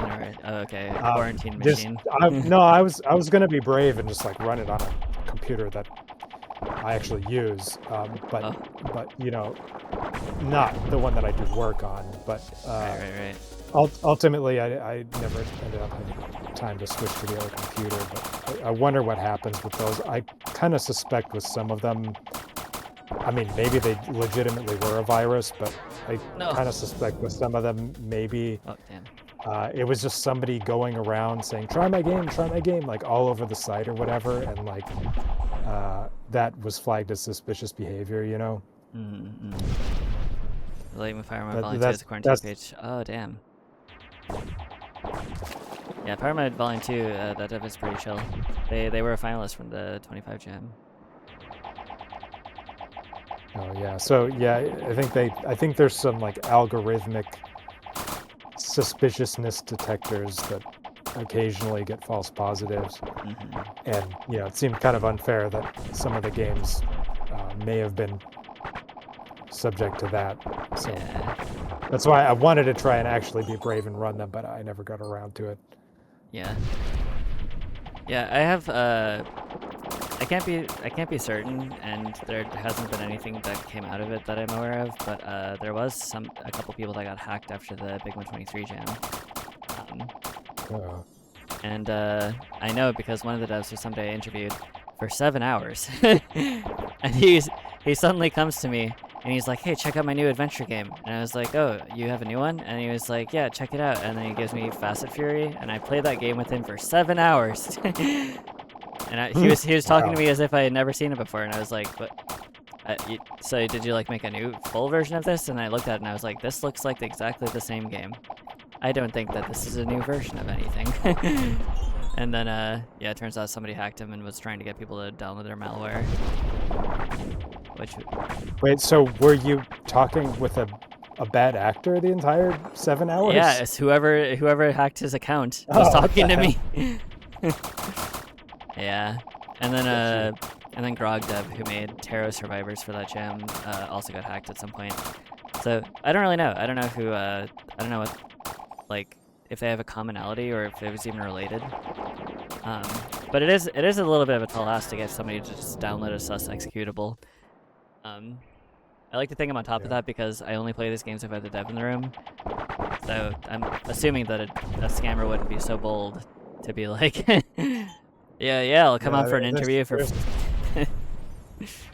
There is a certain amount of trust, you know, booting up somebody else's exe on the computer. Yeah, It's kind of the way it's always been. yeah, especially because almost all of the download ones will trip up an antivirus. Like I think this one. Yeah, did like too. your computer will tell you like, don't run this, you idiot. Yeah. Like, it's like, no, trust me, just ignore that, please. yeah, it's fine. I'm telling you, it's fine. Yeah. Well. So you're set up to feel really stupid if it actually does have a virus. Yeah, Pigeon getting attacked live on itch. Yeah, UltimateWalrus's long con was to like set up all this crazy shit, like set up this beautiful website and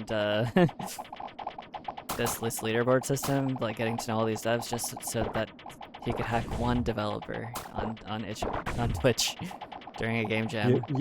You know, I did one time for my brother's like birthday surprise during the pandemic. I sent him a test version of one of my games, told him to run it, and then secretly installed like basically like a Trojan horse that I'd constructed so that I could pop up like on his birthday like a Zoom window that was like surprise and had like all the friends in there. Oh. and then I also made like, you know, a virus that was his friend's face like bouncing around the screen, and if you clicked him he would scream or whatever. But it wasn't a very powerful virus because I never figured out how to like actually install it. I just had it like running in the background, and I banked that he would not reset his computer. Nice. So it wasn't like actually a virus. But, Right. You know, it's in our power. We can make things like that if we really feel like being, you know, malevolent or mischievous. But right, yeah, Godot sometimes makes me feel like if I were a bad actor, like it would be kind of easy. Like, I don't know. Like you can make a transparent window, right? So my first jam game for the BIGMODE jam was a game that ends with a ghost appearing in a transparent window as if sitting in a windowsill, and that relies on the transparent window feature of Godot. And yeah, I would just like, if I were a bad actor, I could just like do stuff with this. I don't know, like. So it's you know, I don't know. Better safe than sorry, I suppose. Did you ever play the game I'm Scared, a Pixelated Nightmare? I think that was the subtitle. No, I have not. It's just a game called like I'm Scared, like IMSCARED, like one word. It was just a cool little. Yeah. Oh yeah, it was just a cool little horror game because it did a lot of fourth wall breaking, kind of in that vein of like messing with stuff on your computer. Yeah. You know, it doesn't damage your computer, but you know, it does mess with you in cool ways. So yeah, I recommend that one if you feel like being spooked. Yeah, I think that would be a good inspiration. Very cool. I'm kind of nervous about the pearly ones. I don't understand. There's a lot of them, and I have a hard time dealing with them. Yeah, I mean the white ones make those, right? So yeah. If I play, I usually prioritize the white ones because I don't want them making tons of those. Yeah, they are definitely being freaky. Okay. Okay, please go away.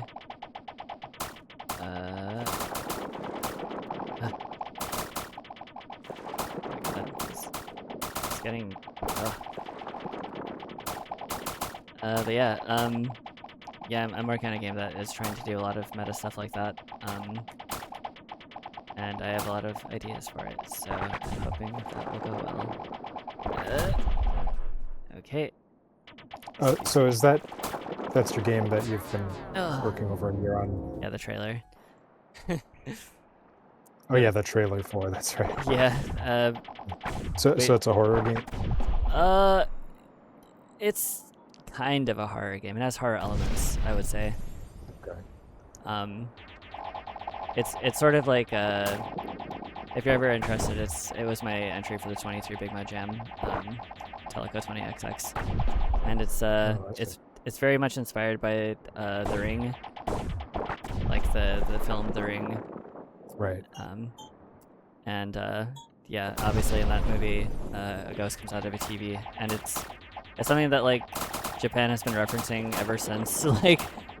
Like there's an entire media ecosystem of just things that are referencing The Ring. So I was sort of like adding it to that rich tradition by now. And yeah, I have a thing I want to make for that. But I think it's similarly probably going to be sort of in the vein of a social commentary, but in a way that's like very storied. Like Moonlight Fire is a very pointed political game, actually. I don't know if you read anything about that in the comments or anything, but yeah, I was saying very specific things, I suppose. Sure. I mean, I'm guessing from some of the copy and stuff that, you know, it probably has relation to, you know, like how corporations, you know, kind of drive regular people into the ground, etc. It's that. It's definitely like tied in with capitalist dystopia and everything, but it's about opposing the American empire in general, but also specifically the federal agency ICE. Oh yeah. Yeah. Everyone's pinned down. They're frozen in this hellscape of oil and ice. So yeah, I like the video game medium because I don't know, it's just very direct. You can do a lot of stuff with it, and I don't know. We were having a discussion yesterday with the developer behind Sea Salt City, but yeah, I don't know. It's a very interesting medium because it's kind of all the mediums. You were saying that you wanted to sort of break out of the freelance grind, and your video game aspirations are something that you're working on. So what kind of games do you see yourself making? Is it mostly like arcade experiences like this? I mean, I have aspirations to make all sorts of things. I mostly have arcade type games in the works, but You know, I also have another prototype because one of the games that has like really inspired me ever since I was a kid was this game called Twins' Odyssey, which is also known as Little Big Adventure 2. And it is like this. It's kind of like Tank Controls Zelda almost, or like, I don't know, like not quite Zelda, but it's an adventure game. Oh, nice, nice! You got another win. Yeah, that last super bomb thing was like, it just destroyed everything. I only had to have one of the rails too, so that was awesome. But yeah, go ahead about the Tank Control Zelda.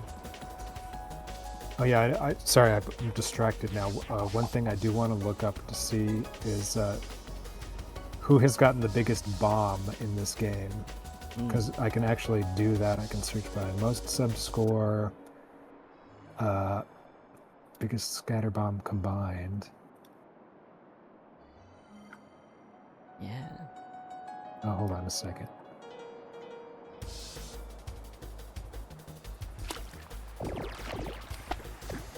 Oil. I love the iridescent patches. Yeah, so let me see. Yeah, so you actually made a bigger scatter bomb than I ever have. Oh. And you almost made one as big as Baracco Business. Oh shit. Wild. I guess I didn't even realize. Yeah, so yeah, I mean you're pretty good at it. Yippee. I mean like I can post the this is like the just posted in Twitch like the biggest bomb scoreboard. Just as an example of like the type of oh never mind, I'm not logged into Twitch. I may have missed to start using Taylor for backend stats. That's Chimpine. I don't know what that is. Oh wait, what? Chimpine is asking if you're using Taylor for the backend stats. I don't know what that is. No, it's my own site, Arcade 2000. Yeah. And that's, you know, I'm hoping to build that up into, you know, cool place for gamers to hang out. Like a nice little, you know, web ring of cool arcade games. Hell yeah. But yeah, whatever. I'll just send this to you directly. Do I have to do anything special to submit mine? No, you don't. It's already up there. And when you go look at the score chart, you're already logged into your account, so you never had to like create a password or anything. Nice. So you should see if you scroll up. You should see next to your name. Scatterbomb.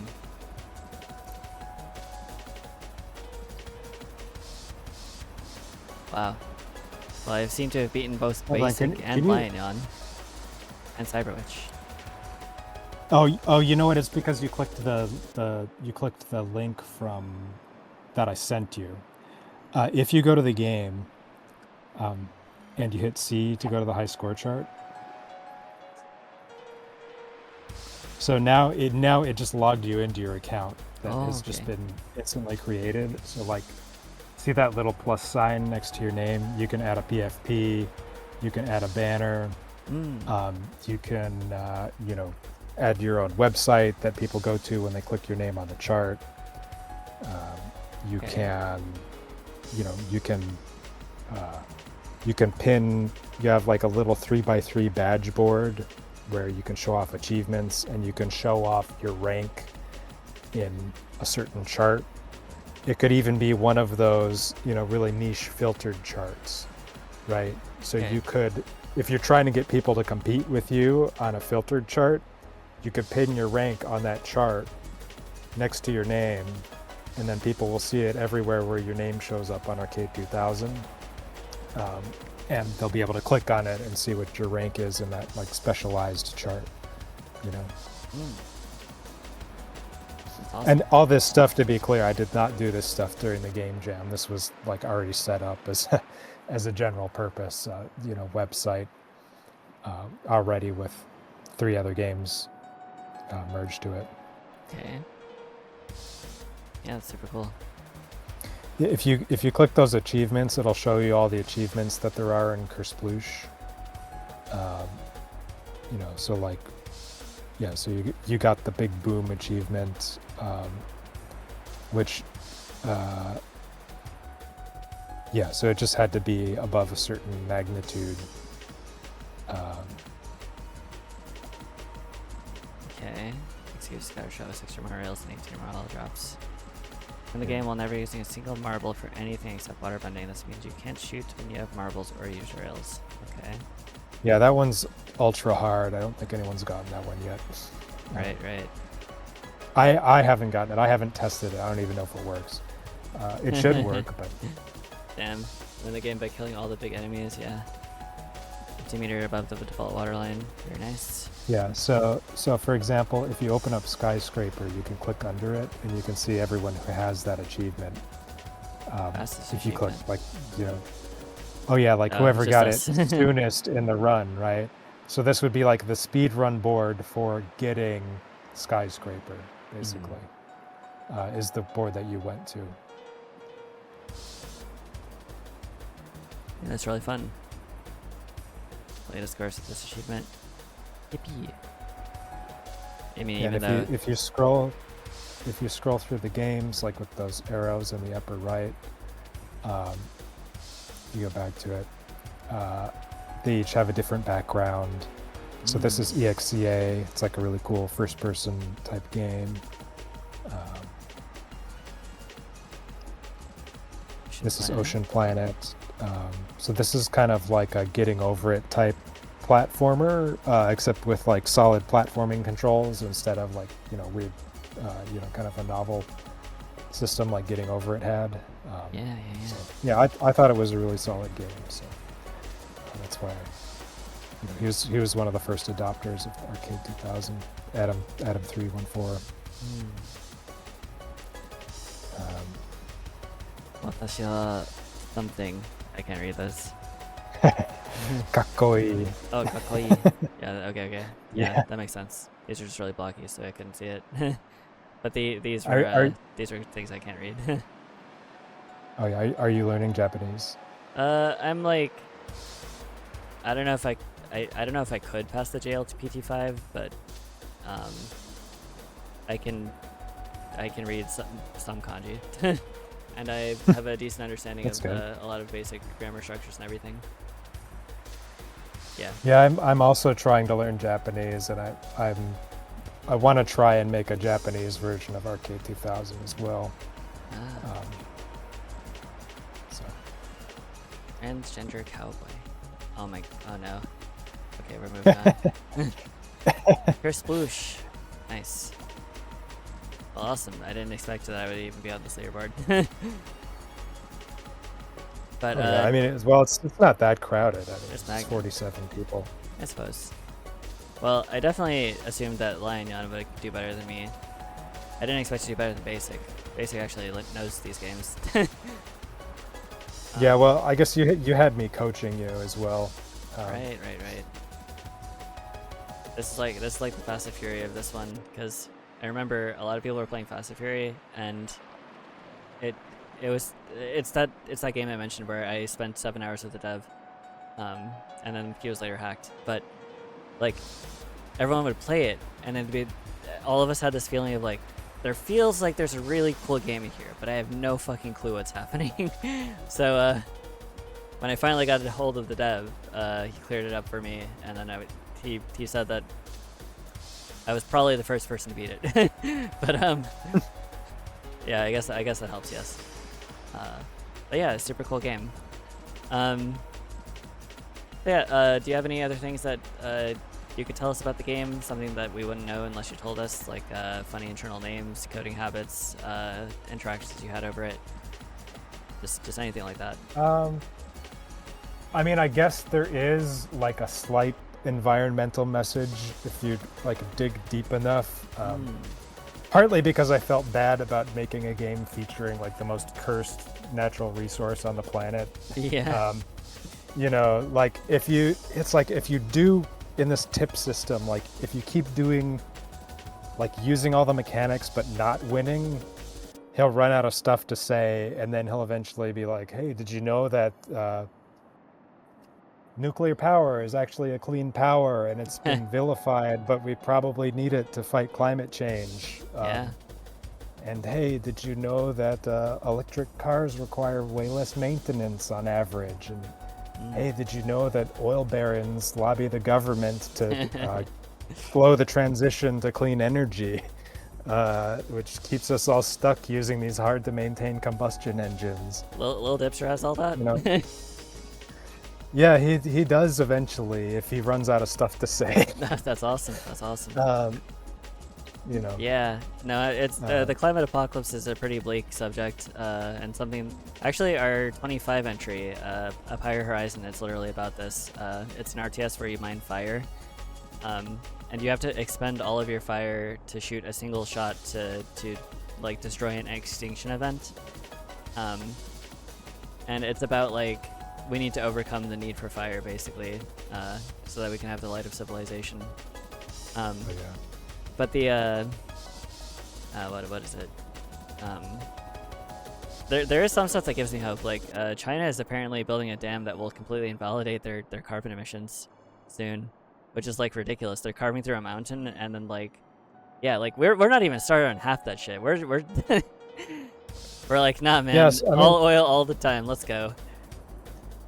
Something that gave me tentative hope about global warming, although I don't know if I'm hopeful that anyone's actually going to do anything about it, but it's like there were these cargo ships emitting these really noxious exhaust fumes, but these exhaust fumes were seeding clouds all over the oceans.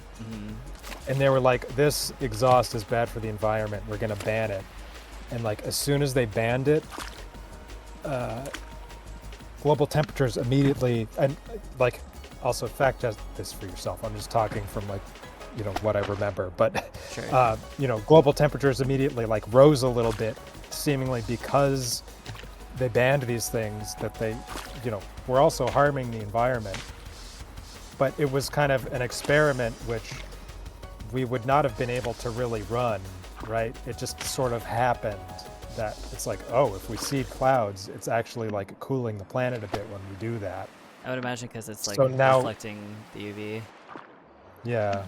So now we know that that can be done. It's just a question of, is anyone going to altruistically do this? And also, are we going to be able to agree that it's a good idea, or, you know, are people going to be too scared to do it because it could have other environmental consequences that we don't know about? Anyway, but I mean, you know, that gave me some hope a while ago, but, you know, yeah, I don't know, it is pretty bleak. Right. And it doesn't look good, but, you know. I definitely have hope for at least China's innovations in that space, because they also made like a thing that makes so that like nuclear plants don't have any runaway reactions or anything. Like it's like passively cooled or something. And they've made headway into like nuclear fusion. So it's just like, okay, somebody is doing something, because we sure as fuck are not doing anything about it. We're like, sure, yeah. The petrodollar rules the goddamn planet. It's insane. But yeah. So yeah, hope we're on the other end of it. we'll see how it goes. Yeah. But yeah. Do you have any shoutouts? Yeah, I agree with you. Oh, I mean, you know, also in my credits, I just shout out Sorath for making Hyperdemon, because I feel like I owe them so much, and I you know, literally aped a Hyperdemon mechanic to some degree, which was the rails in this game. But you know, also all the playtesters, huge help, really appreciate it. You got Doom/Koopy, Defenestrator.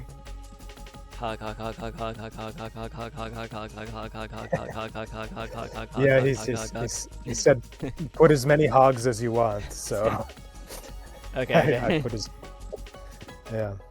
Nice. But yeah. Also, in answer to Chimpeen's question, I'm always looking for other games to add, but it is also like generally kind of like time intensive and effort intensive for me to help get them added. Hog. Yeah, you gotta get all the hogs. There you go. There's all your hogs. But yeah, it is kind of time intensive, so it's like you can always just ask me if you want to integrate a game. But just don't be sad if I say no, because it might not. I may love your game, but it may just be like, well, in terms of things that I'm planning on adding to this site and ways that I want it to shine, it may just not be. I may not be able to devote enough time to actually like bring that game into the fold and make it worth it. Maybe someday it'll be easier to integrate games, to the point where it's like I don't even have to do anything and I can just tell the developer, you do it. Here's a page that tells you everything you have to do. But as of right now, it's a somewhat manual process. So Nice. yeah, so I mean, in conclusion, please feel free to ask me if you want to integrate a game. Just don't be sad if I say no. Okay. Actually, I'm working on a couple games that have different leaderboards and kind of hosting them on Taylor, but let me know if you're looking to. Yeah. Actually, so Moonlight Fire is going to have a score system, so we might hit you up, maybe. Sure. Yeah. Yeah. I mean, we'll see. And I'll think about whether, because also like the thing is like I've been integrating so many games that my own game is taking forever. Right.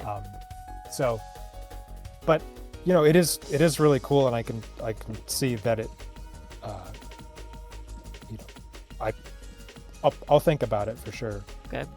And keep me updated with your newer versions. And Chimpeen, you can also message me. I'm just UltimateWalrus on Discord. That's the best way to reach me, and you can just friend me and message me or whatever.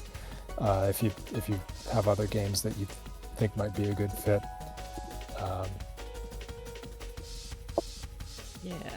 Yeah, Little Dipster says, hey, did you know your government is lying to you? Yeah, exactly.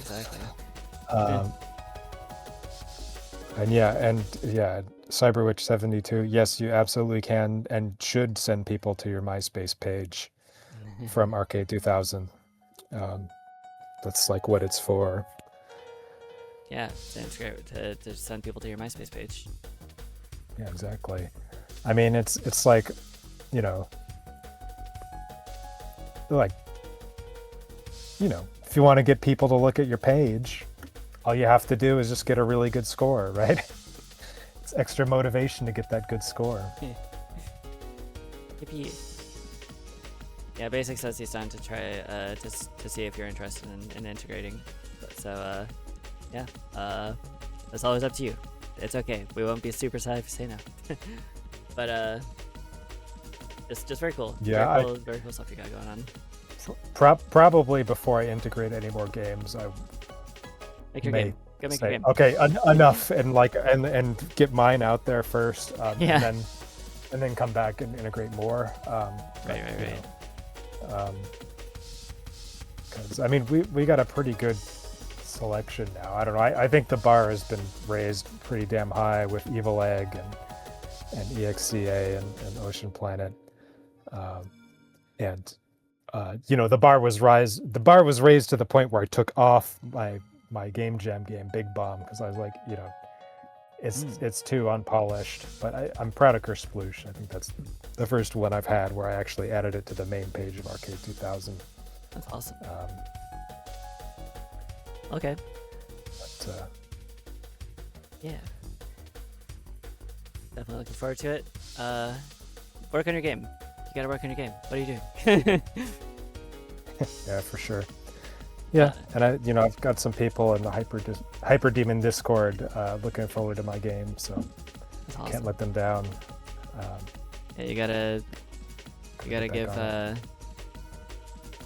blanking Baracko something. Baracko business. Yeah, Baracko business. You gotta make sure that he's satisfied with your work. for sure. Yeah. What else was I gonna say? Oh yeah, and that's the one feature of Arcade 2000 which we still aren't seeing right now, which actually is built into it, is the ability to host replays and actually clips of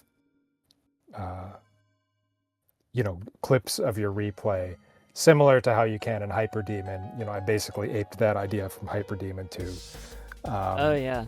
I mean, I don't think they were the first one to have video clips that you can upload from a game. Yeah, I'm sure it's just like feeding an it's revolutionary for many other reasons besides that. But I mean, I decided that I need that, especially at least replays, so that I can kind of do like mass play tests and see people playing.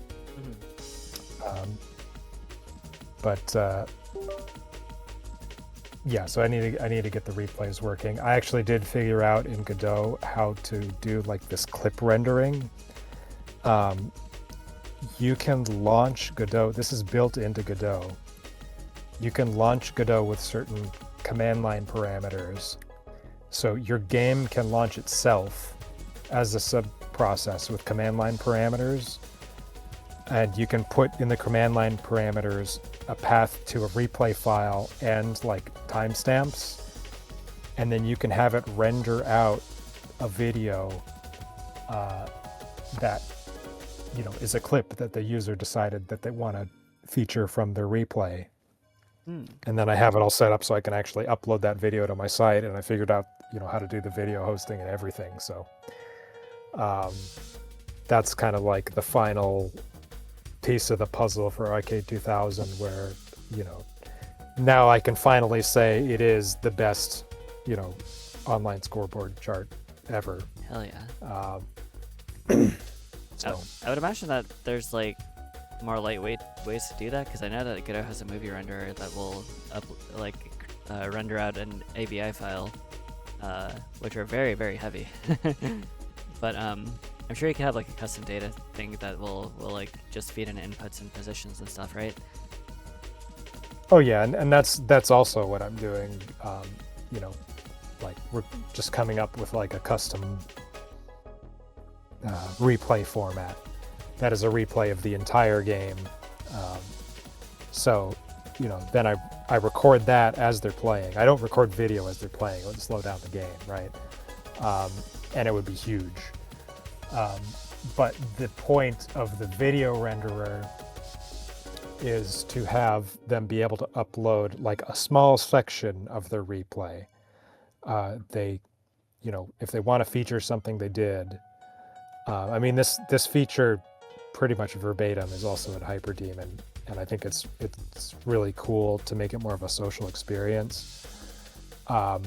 You can select part of your replay and render it out as a video clip and upload it to the site, and then a video clip is hosted on the site, so you can post it, for example, in Discord or something, or send it to someone, text it to someone, and they can view it right there, because it's just a video clip and it doesn't have to run in the game. Right. Hello, the Real British Teacup. For anybody just joining us, we're developers of the BIGMODE 2026 Game Jam. We had 10 days to make a game with the theme of Slick. I'm Bonejack, the developer of Moonlight Fire, joined here by Kersploosh, dev UltimateWalrus. And yeah, I think we're just wrapping up. So let me think here. I don't know, that all sounds really cool. The video rendering is like I said, super heavy, so having a custom data thing would be cool.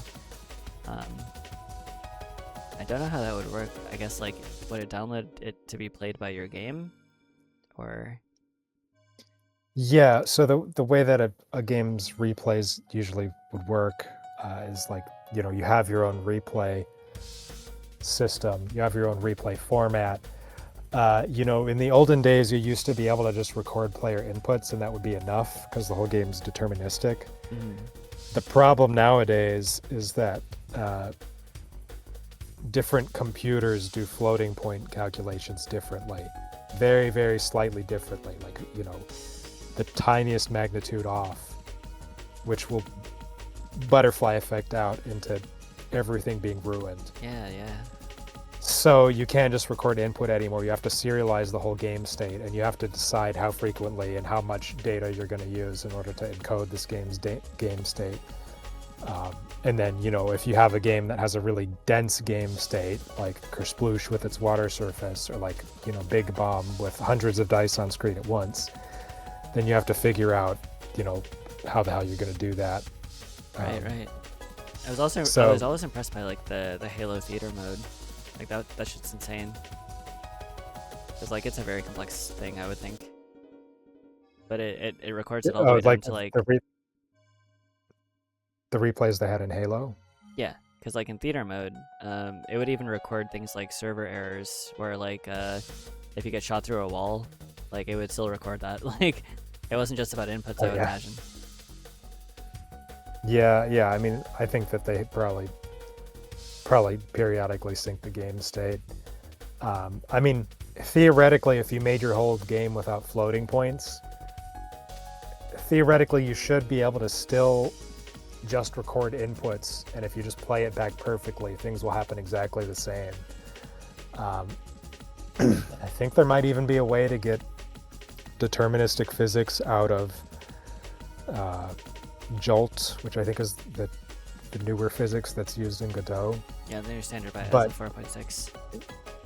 Yeah, I think there's a way to get deterministic physics out of it if you really need to, because there's other valid reasons to want that too, like for web replication, for example, right? You might want things to be as deterministic as possible so that you have to do less syncs. So yeah, that's just something that developers should be aware of, is that floating point numbers don't calculate the same on different CPUs. But yeah, I mean, my intent is to have both a custom replay format that plays back in the game, and the ability to then take that and, like, you know, like a little video editor, scrub a little portion of it and export that as a video, and then show people just a little clip from your replay that you want to show them. Yeah, I'd be very excited to see something like that. We were watching Hyperdemon replays, basically, and I scrolled all the way down to the bottom scoring, and I still don't have any idea what I'm looking at when I look at Hyperdemon. But apparently, there's 2 people with 0 score, and it's not like they just spawned in and then just stood still. They were trying to do stuff, and then they died, and then they somehow got 0 score. And apparently, there's only 2 people who have done that. So. Well, yeah, because your score goes down, right, with time, and it goes up when you kill enemies. So you would have had to like kill one enemy and then perfectly die right when it hit 0 in order to get a score of 0. Otherwise, it would be negative or positive. Oh, okay. There's negative score. Yeah, it's a clever scoring system. I thought of stealing that too for this jam, but I think it's a double-edged sword. I think there's something to be said for scores that are easily tangible, right? So it's like in Kersploosh, your score is just how many big enemies did you kill, until you get to the max number of big enemies, and then it's kind of a hybrid scoreboard where it flips to being how fast did you do it. So everyone who beat all the enemies is up top, and they're competing for the fastest speed, whereas anyone who hasn't beaten the game is competing for how many enemies did you kill. Okay. Very cool. Yeah. Also, very cool British Cup.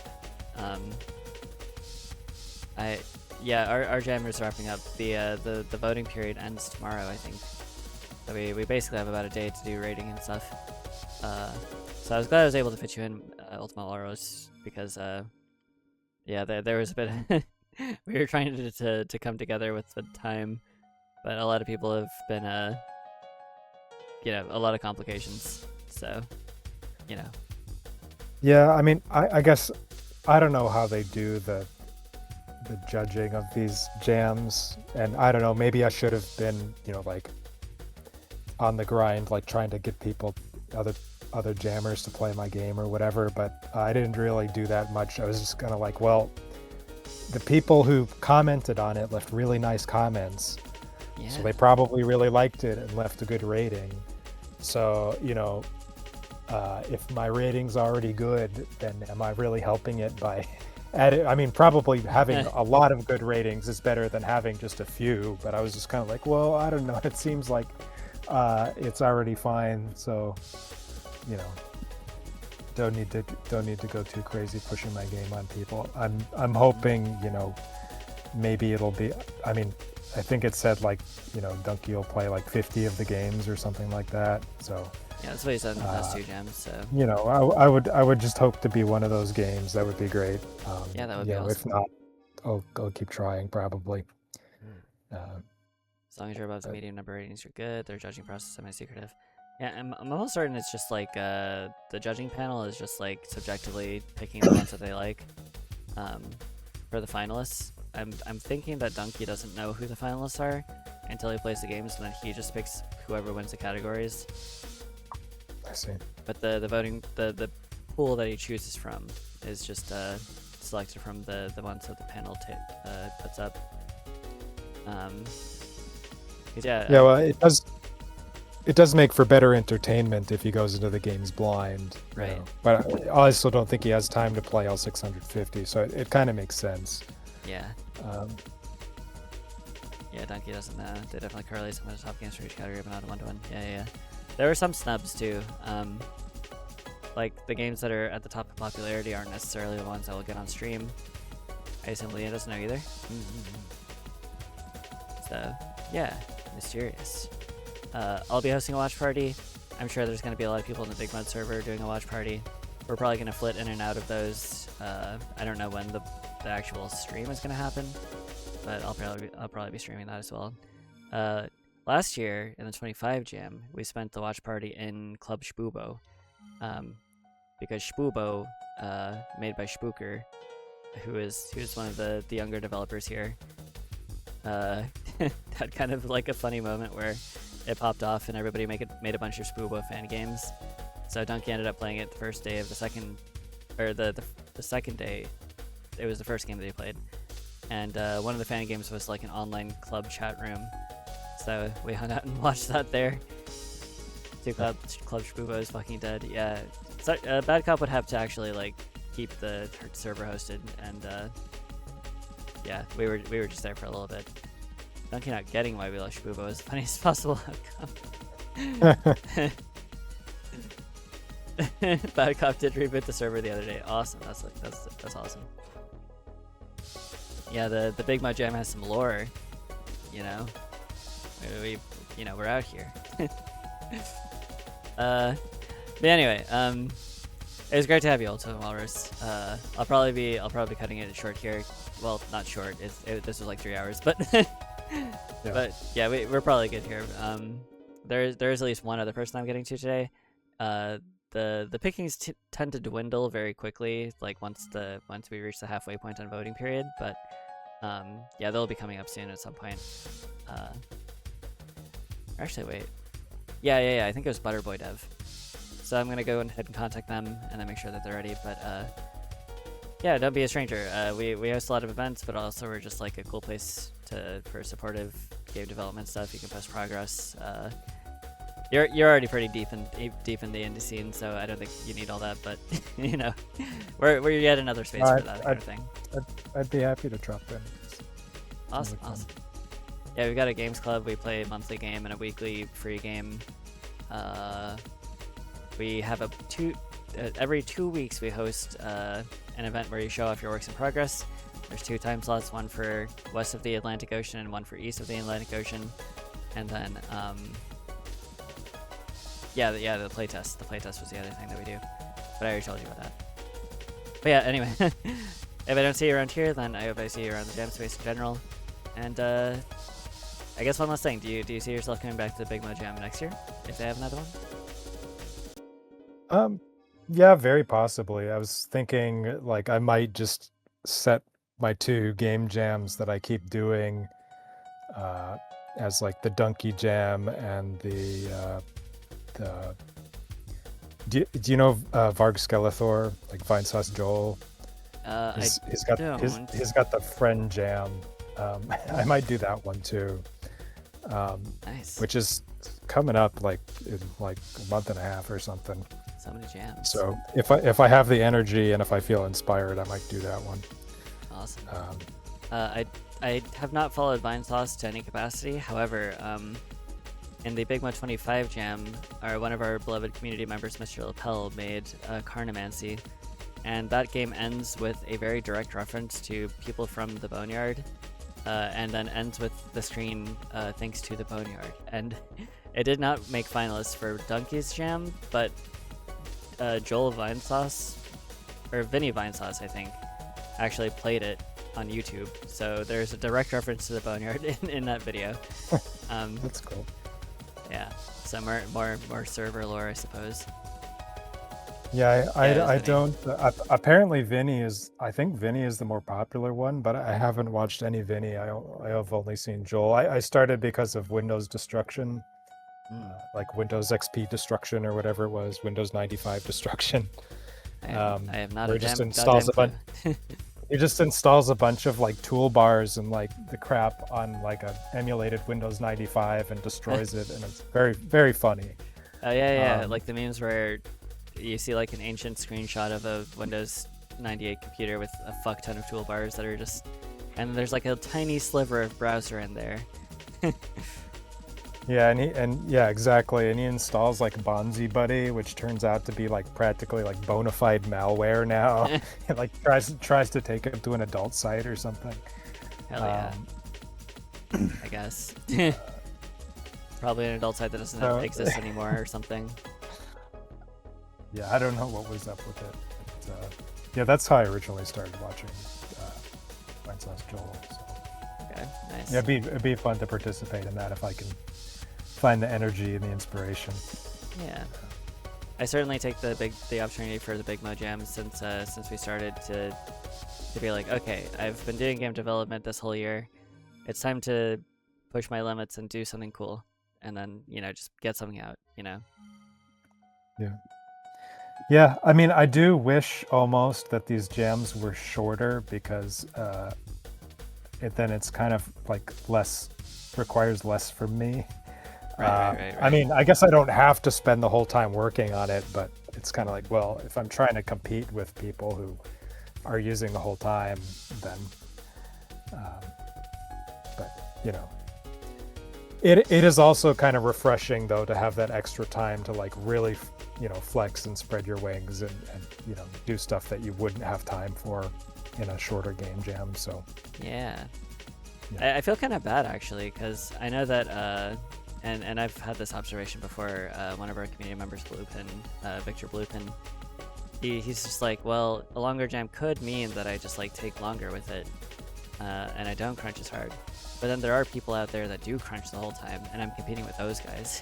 And it's like, I want to be like, no, you can just take it easy. But then I think like, wait, no, I'm that person. I'm the one like just going ridiculously hard at it, trying to make something as impressive as possible. And it's not even because I'm competing. I just want to do it. So I don't know. Yeah, I mean, you want to see where you want to see what. I want to see what I'm capable of. So you want to prove something to yourself, right? Yeah, Not just to other people. yeah.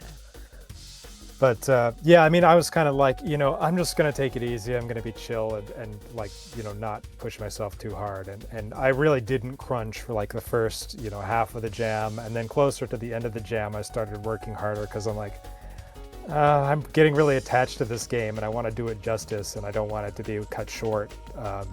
So it was kind of like half just mellow, and then half. Kind of nose to the grindstone a little bit more, but still getting plenty of sleep, hopefully. Yeah. Anyway. I'm looking forward to plenty of sleep, I think. Yeah. All right, well, I'll let you go. This was really fun. It was nice meeting you. Yeah, you as well. Absolutely. It was great having you on. But yeah, don't be a stranger. We'll see you around. Yep. All right. See you later.